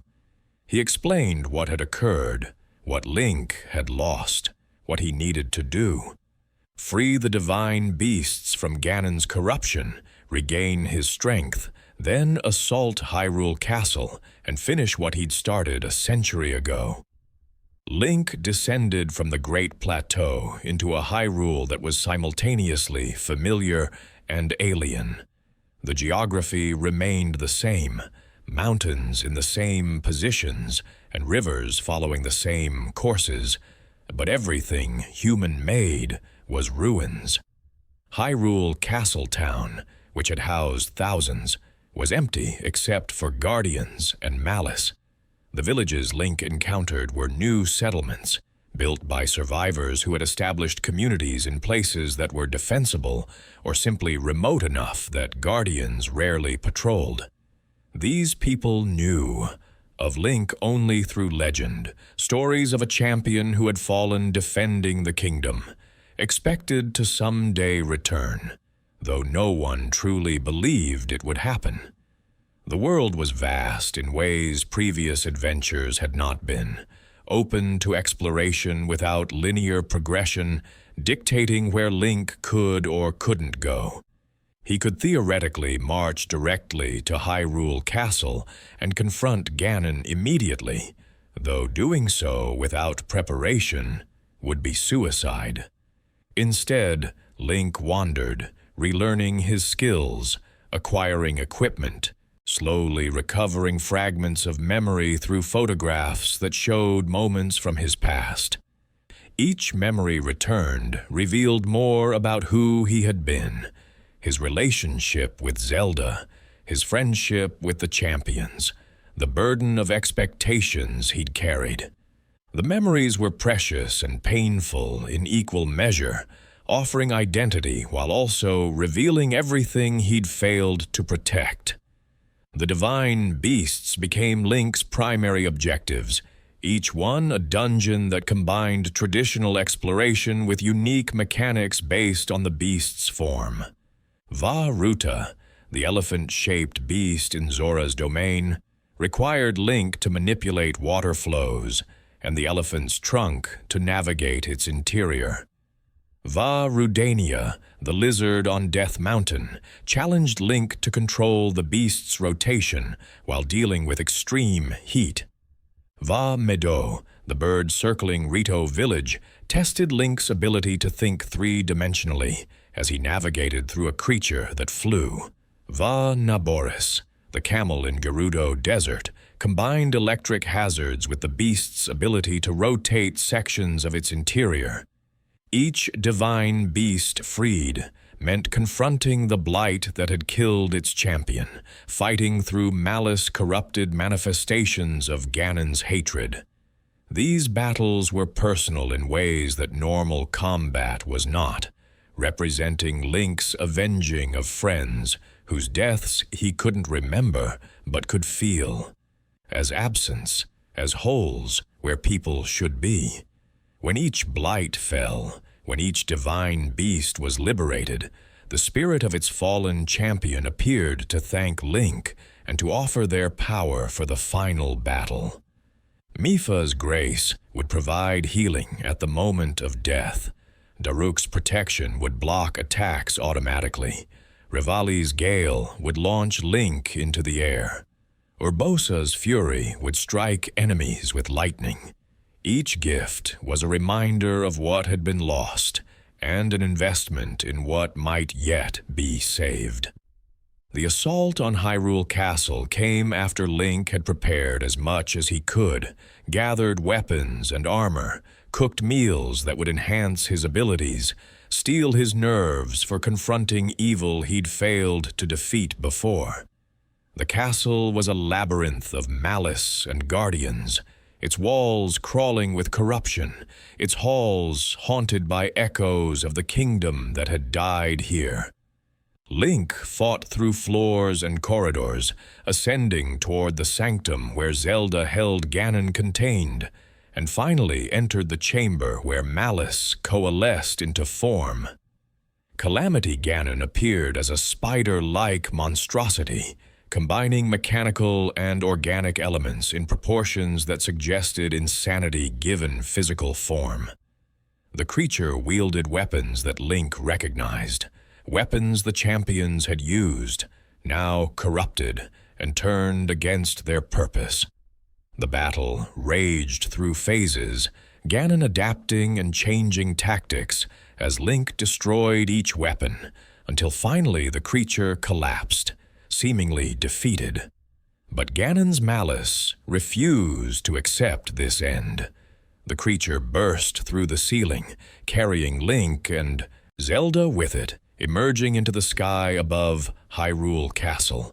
Dark beast Ganon formed from malice that blotted out the sun, a massive boar-shaped entity that radiated hatred so absolute that merely perceiving it felt like drowning. Zelda's voice called to Link, her power granting him the bow of light, and together they fought the final battle. Link rode across Hyrule Field on horseback, firing arrows of pure light at weak points visible only because Zelda illuminated them, while the divine beasts fired their charged attacks from their positions around Hyrule. Each arrow struck home.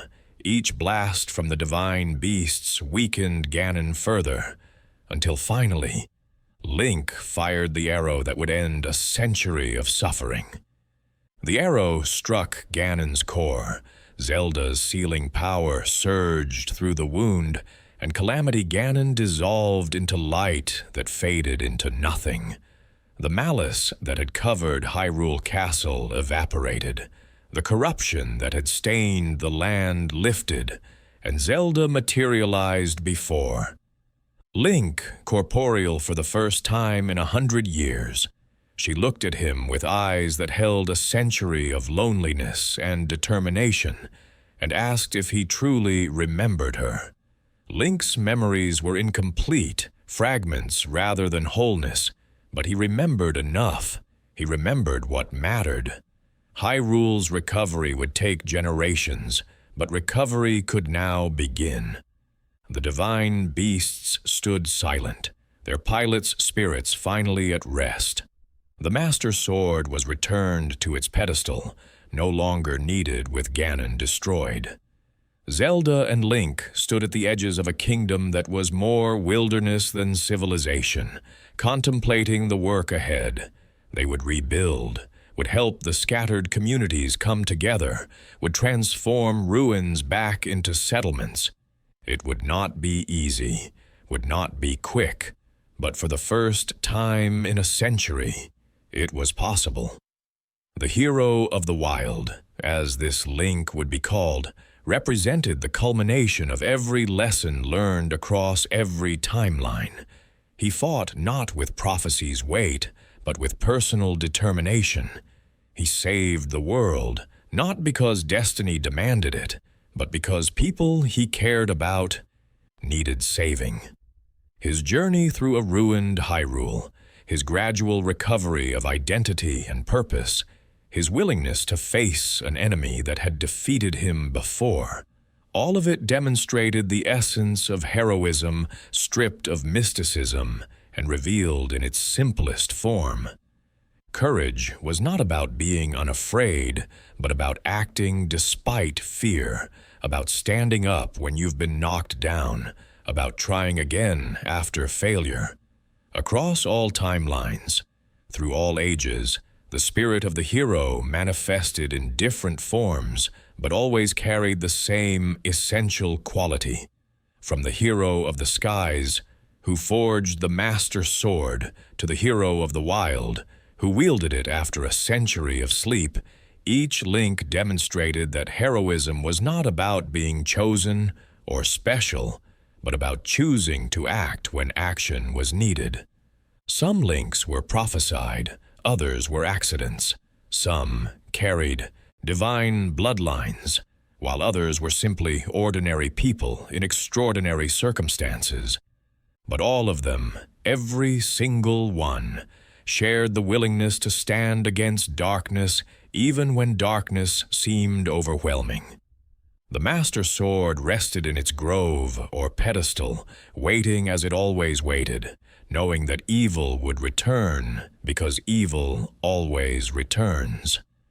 Princess Zelda, in whatever era she existed, carried forward the goddess's wisdom, guiding kingdoms through crises that would have destroyed them without her presence.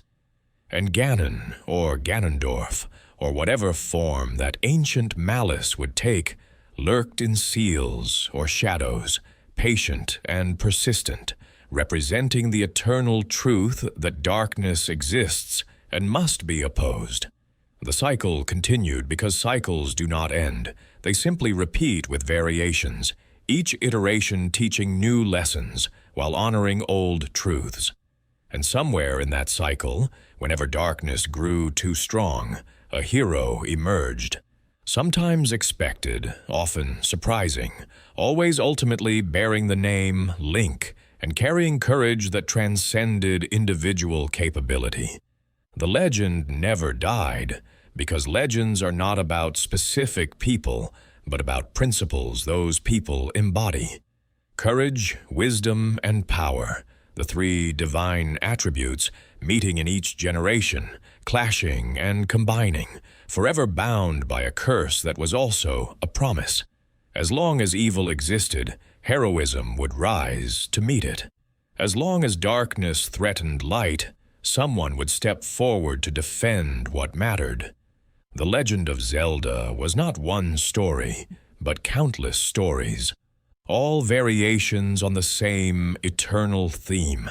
And that legend would continue for as long as there were people to tell it, and heroes brave enough to live it. And so we reach the end of this particular telling, though the legend itself knows no ending. We have journeyed together from the clouds of Skyloft to the wilds of a resurrected Hyrule, from a boy who forged the master sword to a hero who wielded it after a century of dreams. We have witnessed the timeline fracture into 3 branches, each one following its own path toward darkness and light, each one producing heroes who stood against evil, despite having every reason to surrender. We have seen farmhands become warriors, blacksmiths become legends, engineers become saviors, and children become the very definition of courage. What makes Link eternal is not any single incarnation, but the spirit that flows through all of them. The willingness to act when action is needed, the refusal to accept that some evils are too large to fight, the quiet determination to protect those who cannot protect themselves. That spirit exists not just in legends, but in anyone brave enough to embrace it. Link is timeless precisely because he represents something fundamental about the human capacity for courage, something that transcends any single story or any single hero. The cycle continues as cycles must. The Master Sword rests in its pedestal or grove, gathering strength in silence, waiting for the next time darkness grows bold enough to threaten the light. Princess Zelda, in whatever era she exists, carries forward the goddess's wisdom, guiding her people through crises with grace and intelligence that honor every bearer of her name before her. And Ganon, or Ganondorf, or whatever manifestation that ancient hatred assumes, waits in seals or shadows or the spaces between worlds, patient as only immortal malice can be patient, knowing that seals weaken and that his return is not a question of if, but merely of when. Yet this cycle, dark though it may seem, carries within it a promise as strong as any curse. For every time darkness rises, courage rises to meet it. Every time evil threatens to consume the world, a hero emerges. Sometimes expected, often surprising, always ultimately bearing the qualities that define heroism, regardless of the name they carry. Whether that hero is a farmer in a remote village, a blacksmith's grandson learning his trade, an engineer operating ancient trains, a knight sworn to protect a princess, or simply a wanderer seeking purpose in a broken world, they all share the capacity to become something greater when circumstances demand it. The games we play and the stories we tell about these heroes have become our modern myths, our way of passing down timeless truths through interactive legend. When we pick up the controller, guiding Link through dungeons and across vast fields, solving puzzles and confronting darkness, we're not merely playing. We're participating in something ancient. For those moments, we become the hero. Every triumph and failure teaches us the same lessons passed down through generations of heroes. That courage matters, that light endures, that hope is never misplaced. The legend of Zelda is not one tale, but 1,000 variations on a single truth, that even when darkness seems overwhelming, one person's courage can spark the dawn. These stories endure because they speak to something deep within the human spirit, the refusal to accept defeat as final or evil as inevitable. And so, the legend continues, eternal as the Triforce itself. The Master Sword rests in its sacred grove, its blade shining with patient light, waiting for the moment it will be needed again. Princess Zelda looks toward the horizon, her wisdom guiding the ages. And somewhere beyond sight, shadows stir once more. But courage stirs too, dormant in ordinary hearts, ready to awaken when the call returns. The next hero may be tending fields, forging steel, conducting trains, or simply surviving a world that feels too large to change. They don't yet know the destiny waiting within them, But when darkness rises, when others falter, when the world needs saving, they will answer. They will pick up the sword. They will become the hero their time demands. This is the promise and the pattern, proof that goodness endures, and heroism is not limited to the chosen few. Every Link who has risen, from sky to sea, from twilight to wild, has carried that truth forward, and every hero yet to come will do the same, each in their own way, each facing their own darkness, each proving again that courage never dies. The legend of Zelda remains, timeless, endless, eternal. It waits for you, brave soul, in the space between dream and waking, between the ordinary and the extraordinary. It sleeps now, but only to gather strength. When the next shadow falls, it will rise again, because courage is eternal, and heroes never truly fade. Rest now, hero. Your adventure is complete, for the moment. But somewhere beyond the horizon, another darkness gathers, and another hero prepares to awaken. And that hero is you. Always you. Forever you. The legend continues.